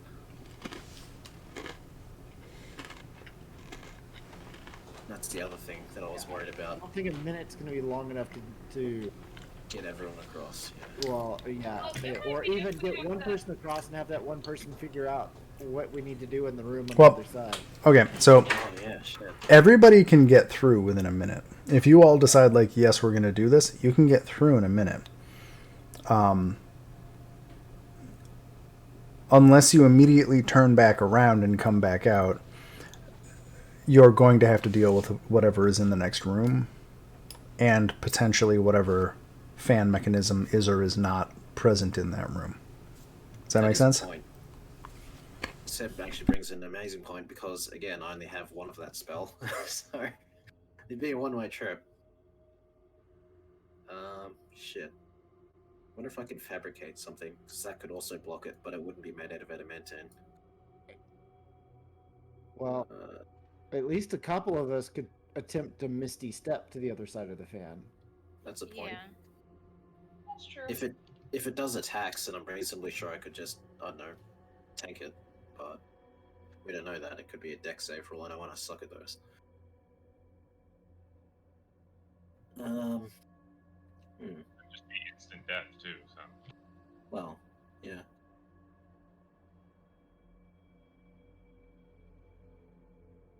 Oh, it has to be raw materials. Gosh dang it. I mean, it's only instant death if it outright kills you, right? Yeah. That's technically Fair. true. yeah, I think that's how that works.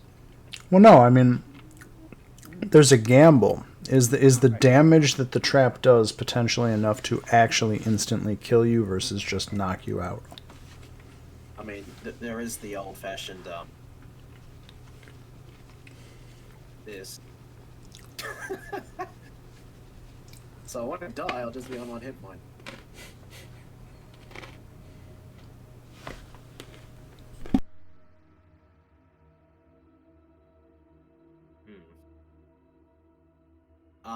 I'm going to do something potentially really fucking stupid and probably test out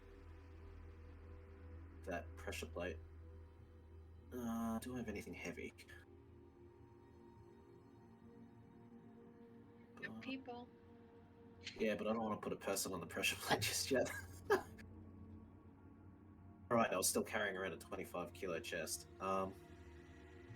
I will throw the chest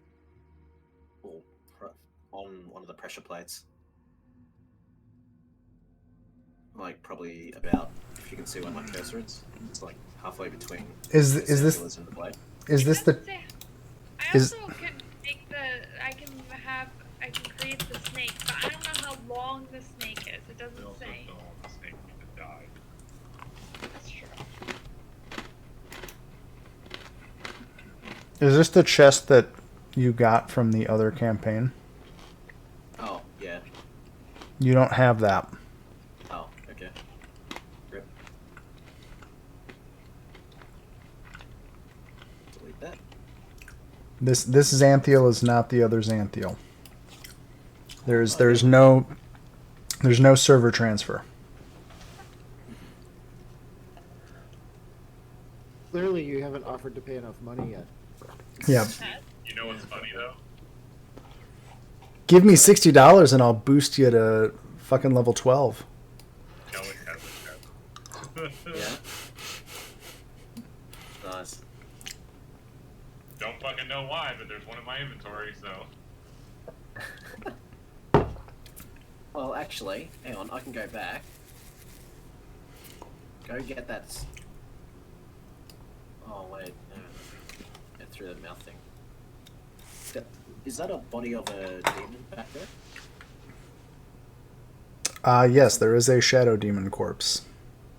How big is that? Or is that like corporeal, or is that shadow demon and it's like ethereal? It is a medium dead demon. Cool, I grab it. You successfully do so.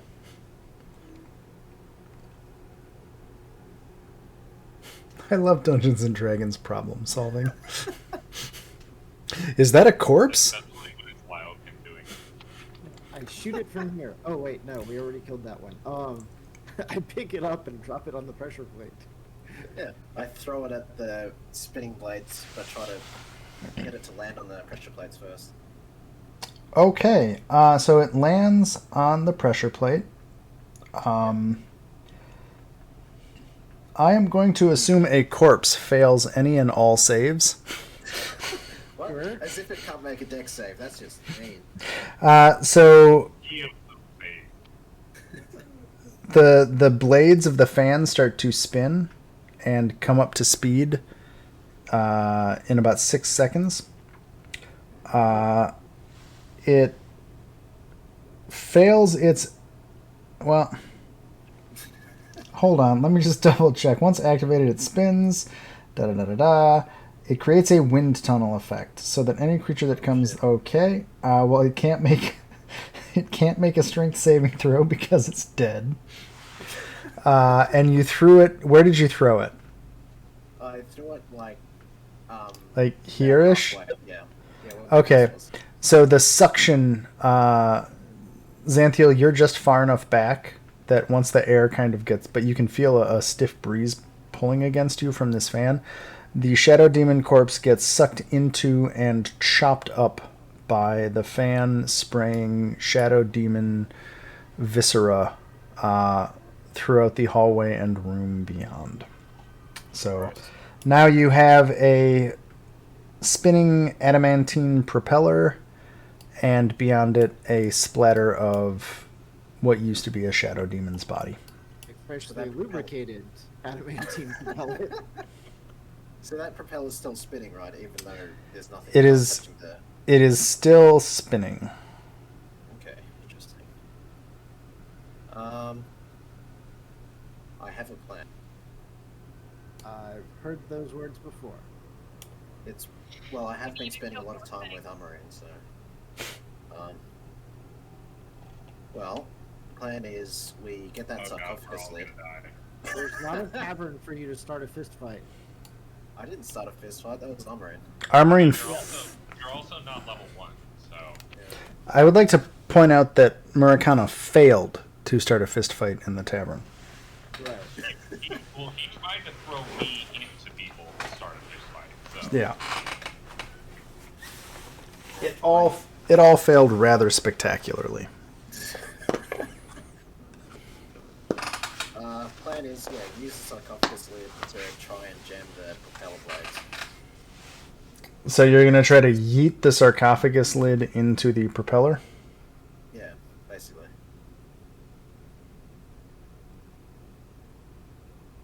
Cool. It's provided it doesn't weigh more than...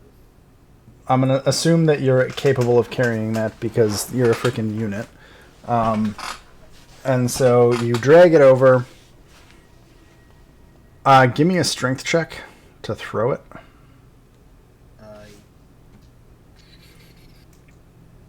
Shit. There we go. Just strength or strength athletics?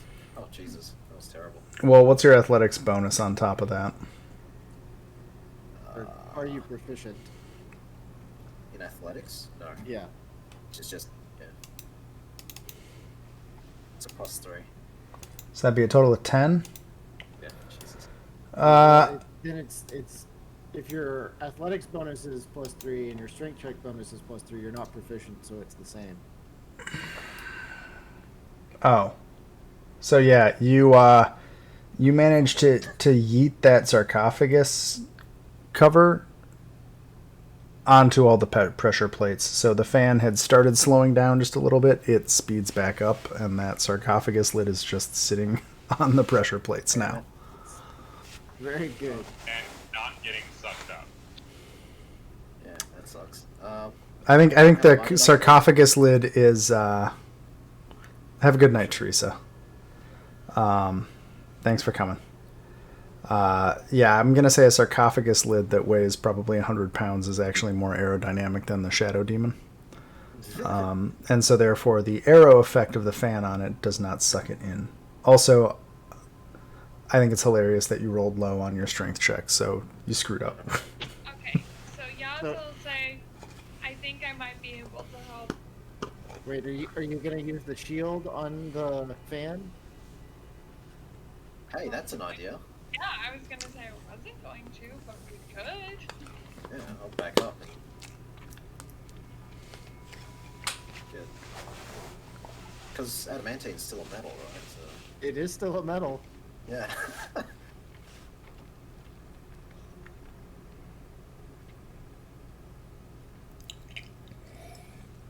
So how are you doing this? What are you trying to do?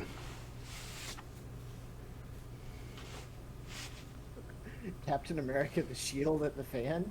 I was gonna say it's gonna have the assistance of the wind, so it should be bonus, right? Like at least an advantage.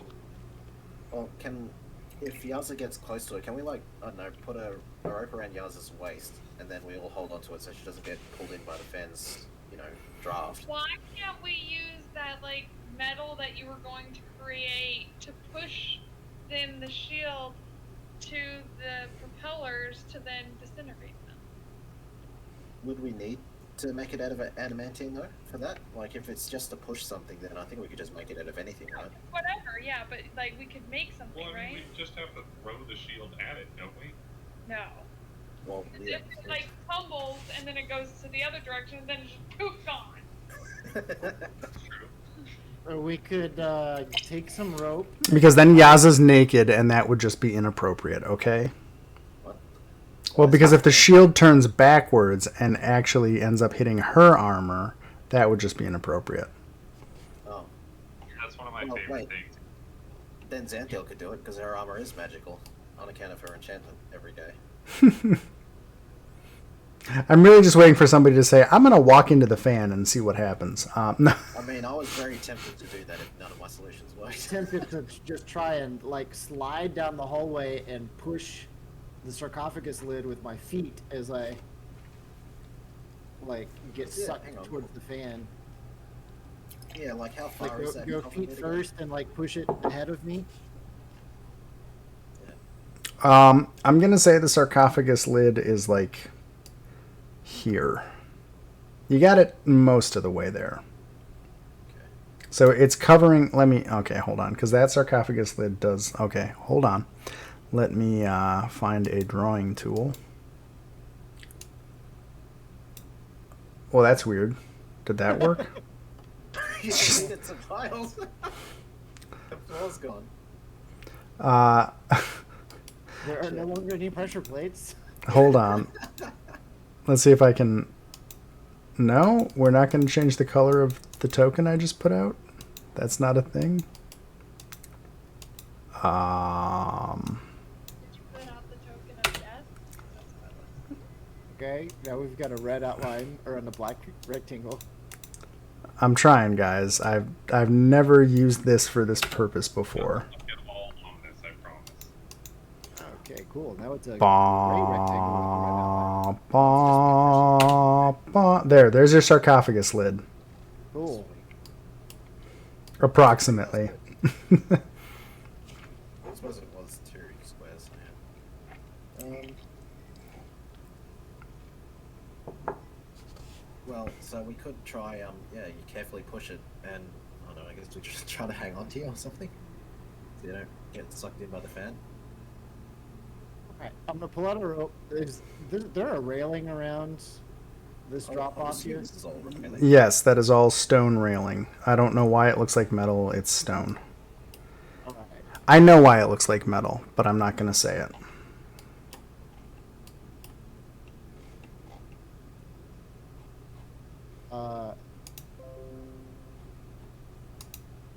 So I take the rope and I anchor it to the railing, like close to the floor. So I'm going to say that'll give you advantage on any checks that may be relevant. Okay. And then I'm going to like tie it around myself.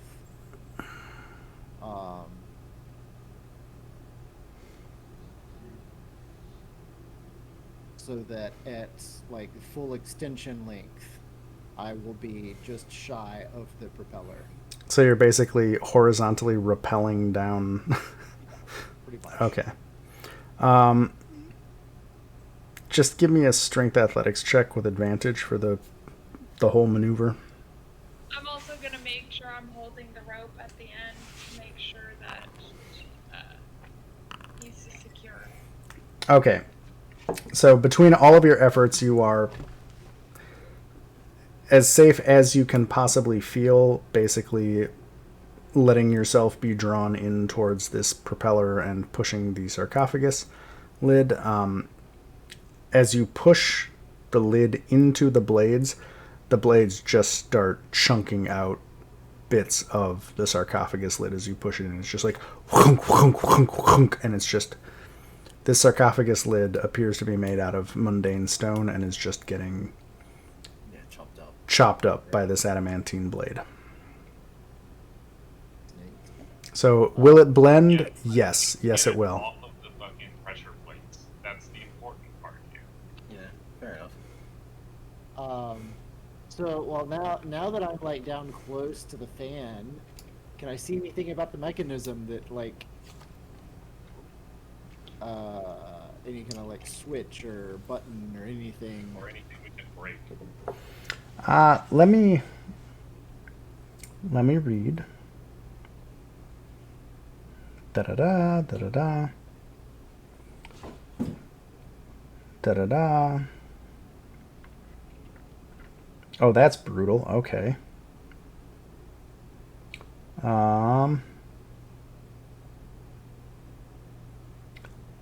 So you don't see any obvious mechanism. You would assume that this is magically powered.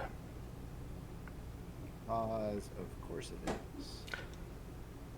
Because unlike the rest of most modules, they specifically call out all sorts of stuff in the Tomb of Annihilation.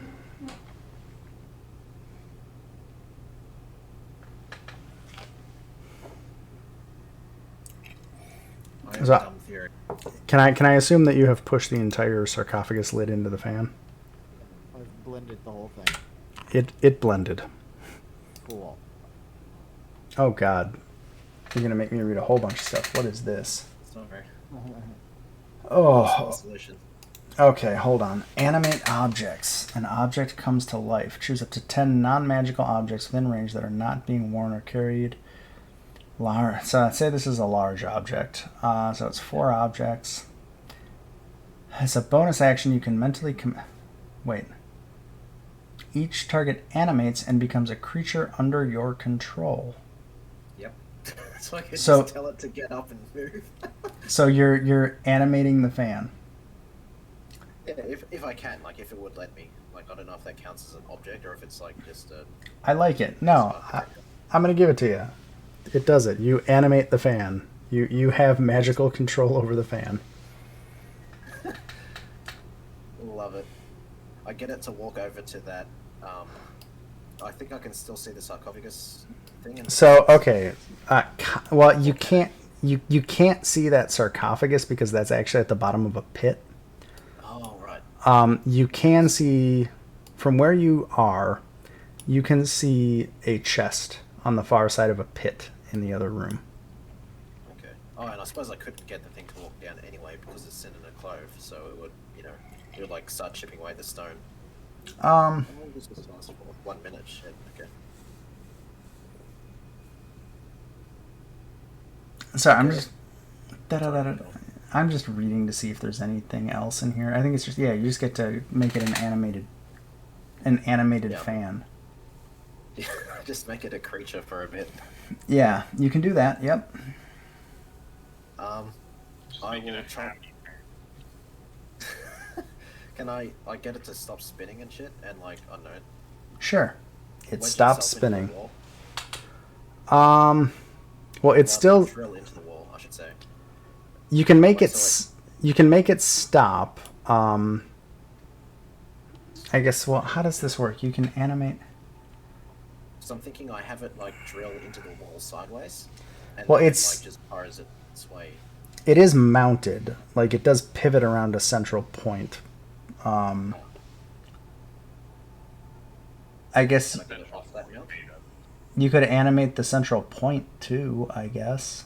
Yeah, because it's up to 10 creatures. Yeah. So you basically have control of the mounting arm and the fan as 2 separate creatures. And I get those 2 to separate, if I can. Does that like break it? Or- Sure. I'll give it to you. You get the pivot point in the fan to kind of like disconnect, and the fan kind of clunks to the ground, and the pivot is disconnected, and I'm assuming you make it stop rotating.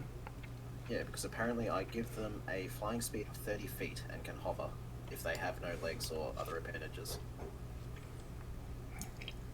Sure. Wait for Forge Fuck Cleric is this? bullshit. Well, Jesus. Good job. Xanthiel disassemble. You have disassembled the fan into 2 separate points, so it can no longer rotate itself. Yeah, that's good. Yeah. So I I also undo made my the rope pressure harness pumps. and recover my rope, Okay. and I guess I'll go down to the end of the hallway. Okay. So as you get to the end of the hallway, there's a deep pit opening up in the entrance of this tomb with a stone sarcophagus at the bottom. The pit is 20 feet deep. So that pit you're standing in front of, it's a 20-foot deep pit with a stone sarcophagus at the bottom. There's a snarling monkey-like creature decorating the sarcophagus lid. Beyond the pit, 3 treasure chests sit on stone daises. The chest on the left, the dark one, is carved of black onyx. The middle chest is made of rusty iron, and the chest on the right is cast of silver and glistening with frost. Each of the chests are 5 feet long, 3 feet wide, and 3 feet tall.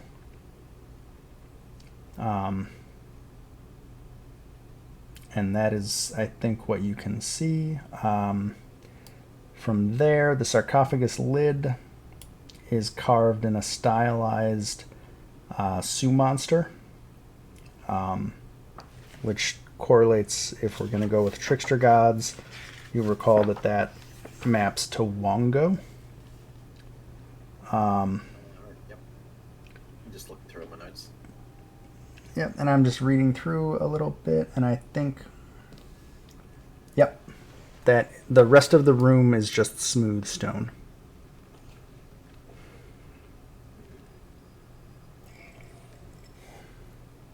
Apparently Wongo was... I think Moa tried to... didn't like Wongo as well. Yeah, Moa threatened to eat him at one point. Not sure if that means anything. Probably not. Wongo was the one that stole a pail of water for the Omuans from Ubteo. Moa was the one who was too honest to lie about Wongo stealing it, and Wongo's probably chaotic people. If I were to guess. I would guess the same. Interesting.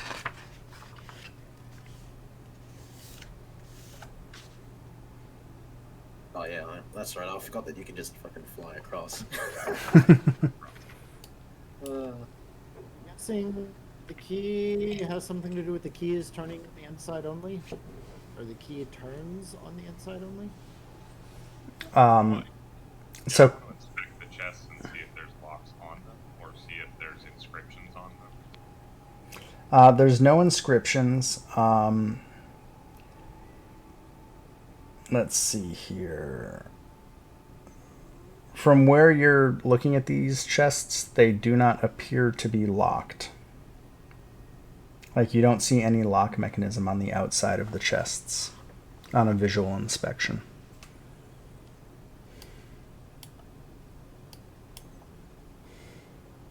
Do they have hinges that allow them to open? From where you're standing, you're looking at the front of the chests. So if they have hinges on the back, you cannot see them from where you are standing. How deep is the pit? 20 feet. That's a bit of a drop. It was chopped up stone, right? So the hallway where Xanthiel and Sebastian are standing is littered with the remnants of the sarcophagus lid. Cool. Can I use fabricate to turn that into a ramp? Into the pit? Would that count as raw materials? I mean, I think you could make like so Is there a place to tie rope on? Because I actually need a rope to just slide on it. I mean, if nothing else, all the way back at the railing. Rope across. Yeah, like it's not an insurmountable thing. I'm just thinking like in case there's, I don't know, some sort of trap or whatever.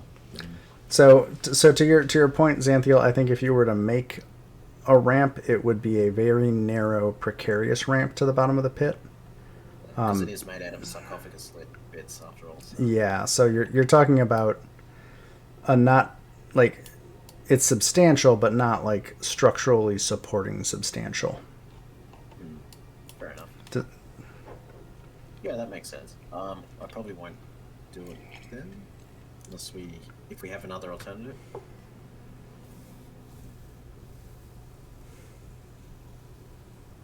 Not entirely sure if we do though.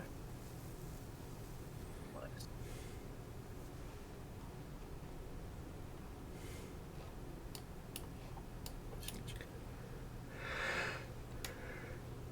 Oh, that was weird.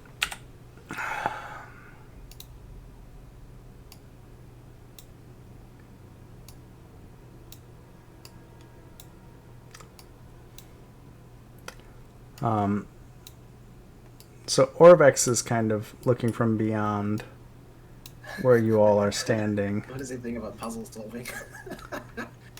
and he says, Sir Ranger and Paladin, perhaps you could try affixing the rope to one of the chests and use that to cross the pit. I'm not sure if that will work. There's a thought. Sema, I think that rules me out crossing there. I mean, Probably. we should try it. Yeah, I don't think a horse can climb across a rope.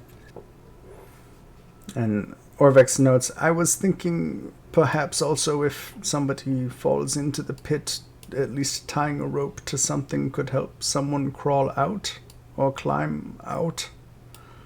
I'm really just spitballing here. Yeah, that's fair enough. There's a lot of Well, Kellic, how heavy are those chests? I have no idea. I haven't tried to touch them or open them.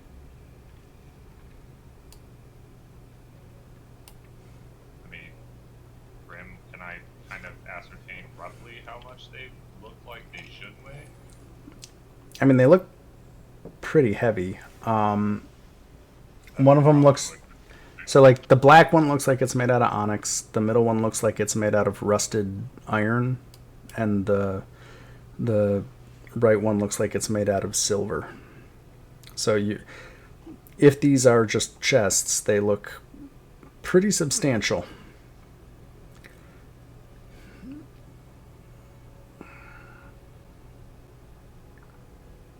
The sarcophagus at the bottom of the pit appears to be made out of stone, but it's also at the bottom of the pit, so I'm not sure.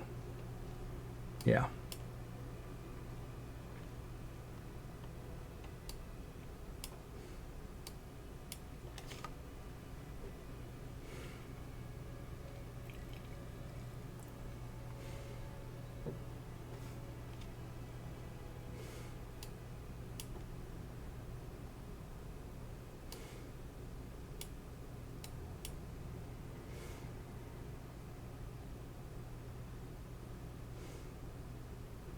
I think just the rope idea would probably work fine. You guys get across and inspect the chest or something. Yeah, I'll go. Well, Sebastian, you're the doing the rope work right now, or I So, can. So I'll say, at this point, Xanthiel, the effect of your animate spell has worn off the fan, but the fan and the pivot point are separated. So Yeah, so they can't. They're- Receive chopping up everything. they're basically both just inanimate objects with the pivot point mounted to the floor and ceiling, and the big adamantine blade just kind of wedged into this space, unable to really rotate, because now it's, Yeah, it's like jammed. So So Yeah. I'll take my rope, tie one end around the mounting for the fan, and toss the other end to Kellic. Okay.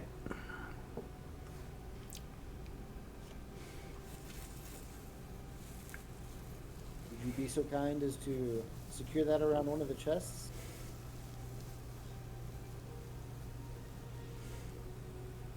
You say around the chest. What do you mean? Like, make a loop and tie it tight, so we can use this thing as a rope bridge. Well, I'll pick the one that looks the heaviest Yes, I was Grim wondering if and you tie guys it took around. reservations. Is Alex making dinner reservations for you? Sure, you can tie it around one of the chests. Okay, well, I will do the same thing. Okay. Alright, I will cross. You do so. As does Yaza.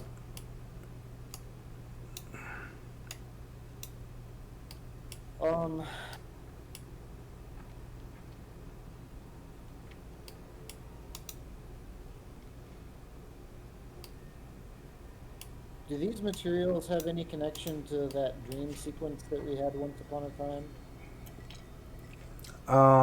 So the dream sequence had keys made of gold, silver, iron, lead. Gold, silver, iron, lead, gold, silver, iron, and copper. Yeah, gold, silver, iron, lead, and copper. No on it. No onyx. Okay. And the weird skeleton thing that Yaza killed looked like a weird mutated version of her with a triangle metal helmet molded to its head that I think Yaza chopped off and took. So if we look at these chests, there's no lock on them or anything, right? They're just The- like you said they could be opened. You can try to I'm open going to one. attempt to open this chest. I was gonna say I could use thaumaturgy to open them at a safe distance. Do If it. they're Yeah, I unlocked, like then that I'll just plan open them. better. So which one do you want to open, Xanthiel? I'll open the one that Sebastian left. The onyx chest? So you're able to swing it open. Opening the chest reveals inside there's a 3-inch gold key handle protruding from an adamantine keyhole set in the underside of the chest's lid. The chest itself is empty. Interesting. There does appear to be a internal latching mechanism of some sort to the chest. Sounds like the hint where it said that the keys can only be turned from the inside. Huh. The part you just read back to us. That sounds specifically familiar to this The specific key. keys turn on the inside only. Yeah. Unless you What just did you say the open different magic. chests look like? There's an onyx one. There's an- Rusted iron one and silver. There's the onyx chest, the rusted iron chest, and a silver chest covered in frost.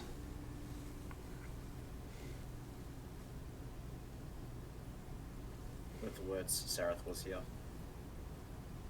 So you want to open the other two chests? Yeah, I'll use thaumaturgy on the other two. Yep. Both the lids of the other two open and they appear the same. They have a gold key handle set into an adamantine keyhole in the lid from the inside. And they also appear to have a latch mechanism on the inside of the chest. Interesting.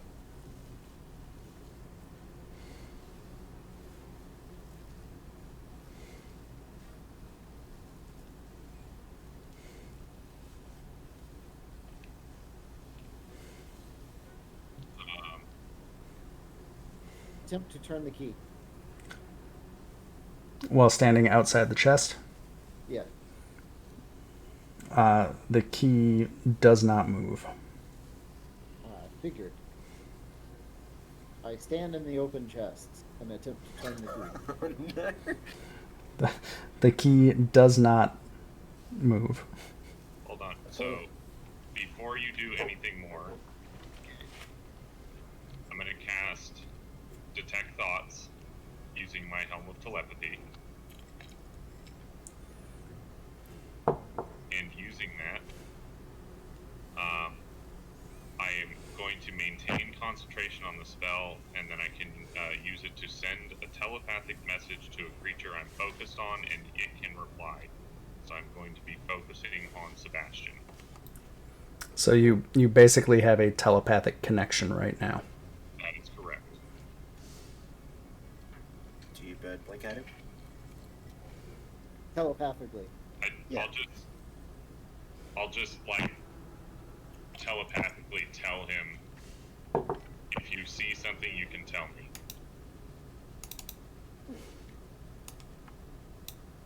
I will telepathically reply, see something like what?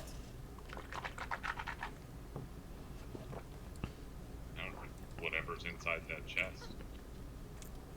There's just a key that won't turn while the chest is open. Kellic bird blinks at him. Out loud, I'm gonna say, so, do we have to, like, put people inside all three chests and close the lids and turn the keys at the same time or something weird like that? That kind of sounds like it. Yeah, and how big are the chests from the inside? How big 5 foot by 3 foot by 3 foot on the outside. So, So- slightly less than that on the inside. Yeah.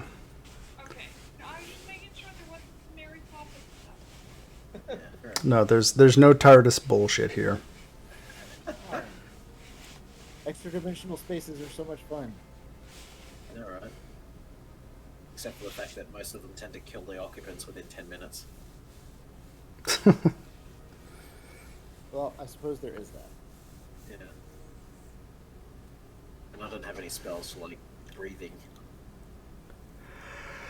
Pretty sure I can hold my breath for a good long time. Oh, yeah, that's right, 5e stuff. Yeah, I forgot about that. Okay, well, Kellic will approach the rust one. Okay. I guess Yatta is going to approach the blue one.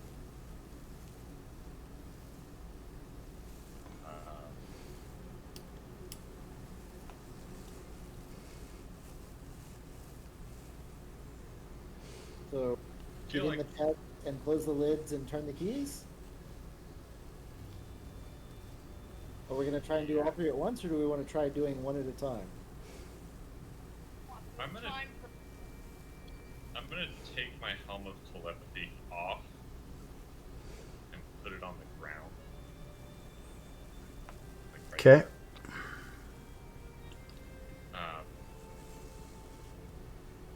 And then I will also stand in the chest. So I'm going to say that breaks your concentration telepathic Yeah. whatchamadoohickey. Yeah, and I have to lose it when I take it off. So yeah, but that's basically a cantrip that I can use at will. So Yeah. the only thing that I can use once is suggestion, and that's between long rests. But I didn't use suggestion. So.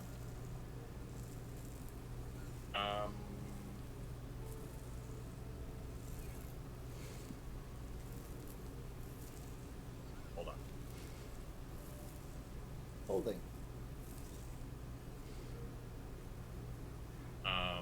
So yeah, Kellic will kind of wedge himself into the chest and then attempt to close it. Sure, yeah, you can pull the lid shut onto yourself if you want to. Okay, and then like I don't know, can I see the key? Can I figure well I guess I'm in the dark, I can see anything. I'll turn the key. See if it'll Okay. turn. So as you turn the key, you and everybody else in this room, you hear a heavy clunking sound as the chest locking mechanism engages. So you are locked inside that chest. I think Yaza and Xanthiel, you can see on the sarcophagus in the pit, a rusty iron button appears on the lid of that sarcophagus in the bottom of the pit. And can I like breathe? You can breathe, yeah. Oh, that's good. I don't have to die. I'll get into my chest, close the lid, and turn the key. There's another clunk as you hear the locking mechanism on the chest engage. A onyx button appears on the sarcophagus in the pit. I think Yaza and Xanthiel, you can see that. Interesting. I'm gonna ask Xanthiel if he's able to get in the bottom of the pit. Yeah, she'll do so. With a graceful leap, the centaur Leaves down there. thuds into the bottom of this pit. I'm just gonna tell Xanthiel that I'm going to do the same thing and give him the third chest if the buttons possibly do something. So do you get in the frosted silver chest and turn the key? Yeah. Okay. Clunk. That chest locks with you inside of it, and a silver button appears on the lid of the sarcophagus in the pit. Cool. So can I press these buttons and see what it... I guess something should happen. You can certainly press. Nothing goes wrong. Oh, Yeah. You can certainly press buttons. Which button would you like to press? The one that... the rusted one? Okay. So as you press the rusted button, inside the chest you're in, Kellic, you feel kind of a wave of distortion. Any non-magical metal objects you have dissolve into rust. And just disappears. So I think, let's see here. So I would like to say really quick, I'm glad my paranoia somewhat paid off, but Helmut telepathy is magical, so it would have been fine. But like, I kind of thought when like between the fucking rusted shield and the rusted chest, I was like, it's gonna destroy shit. I know it. So basically, your two short swords and your non-magical long sword, your Hammer, my pit. yeah, any non-magical metal items are just, they're gone. So I'd say on your D&D Beyond sheet, just go ahead and delete that, because it's I'm just going through my sheet right now and just deleting things. um Oh, yeah, well, we'll have to update it in D&D Beyond, but I'd say that chest that you have is now a nice wooden box with a wooden lid. He's not locked in it anymore, is he? Or... Do I hear anything after the like heal? Yeah, 1 second. Let me just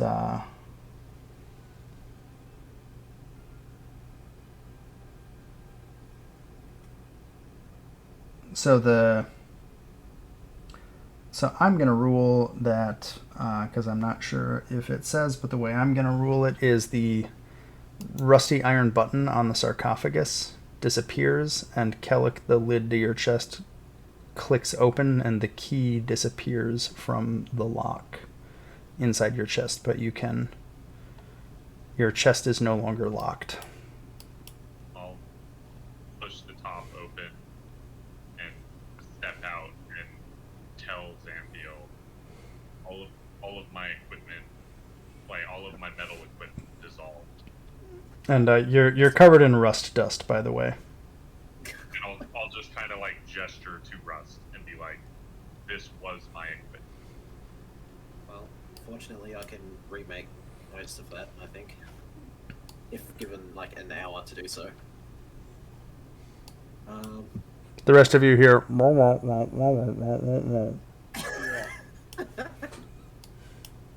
Yeah, because she's at the bottom of a pit as well, so it's probably not the clearest. I mean, I have a feeling other ones are going to do different things. If I Oh had- yeah, no, I gather that. Like, it'll be based on the color of it. Like, Yaz's might freeze her or something, and Sebastian's was onyx, so I have no idea what that does. Could be lava. It'll turn him into a rock. Hopefully not, because I don't have stone to flesh. Okay, well, I guess I'd better hit Sebastian's one. So he got in second. Okay, so you hit the onyx button. Sebastian, make a Constitution saving throw. Oh shit, it is going to turn to stone. Constitution saving throw. Boom. Nice. So you feel a tremendous force slam into you, but you manage to sustain the blow, and you're okay. Your key disappears and the lid makes a clunking sound. The onyx button disappears from the surface of the sarcophagus in the pit. I hate to say it's a good thing Kellic didn't get in that one, because Constitution is not exactly his strong suit. Alright, well, I'll swing the lid open and stand up and say, well, something just tried to smash me really hard. It Oh, failed. rude. And I'll hit Yaz's one. Okay. Also, Yaza, can you make a Constitution saving throw? good luck. Oh shit. So you feel an intense, searing wave of cold hit you, and you are unable to resist it, and you take 45 cold damage. Wow. Her chest wasn't the worst. You didn't hear he just went, "Holy shit!" That was the second worst chest. I imagine if Seb failed his roll, that would have been pretty horrible. He would have survived, but nobody else would have. Yaza, your key disappears, and with a thunk, the lid opens, or is unlocked. The sarcophagus that you're standing next to, Xanthiel, transforms into transparent crystal, and you can see a mummified monkey-like creature within. Clutched in its desiccated claws is a fearsome mace. Oh, hello. And love it. I think that is a good place to pause for tonight, because it's 12:04 on my end, and I have to take the kids to school tomorrow. Yep. So I just cool. wanna say Gaza gets out, and she does not look good. So Got like ice on the fucking horns and shit. Yeah. Yaza actually looks. Do not like cold. She looks purple because of the rime of frost covering her red skin. Out of curiosity, Xanthiel, are you inhabited by anything? No, so that's why I was thinking she'd grab the mace, because she already uses one anyway, so... Okay.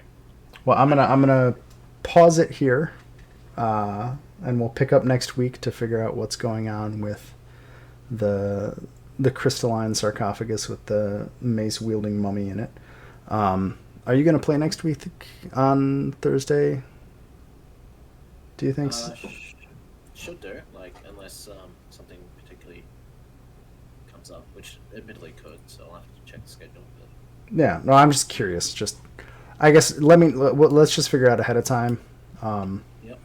Because kind of my druthers, just from a purely mechanical standpoint, is if you're not going to be here, I'd rather resolve it with somebody who is here. If somebody picks Yeah. up, if that makes sense. If you haven't noticed, there's a theme of claiming items out of these sarcophagi. So, Yes. Um, they all have faults. so thank you all. I'm going to hit the button, and we'll be here next week.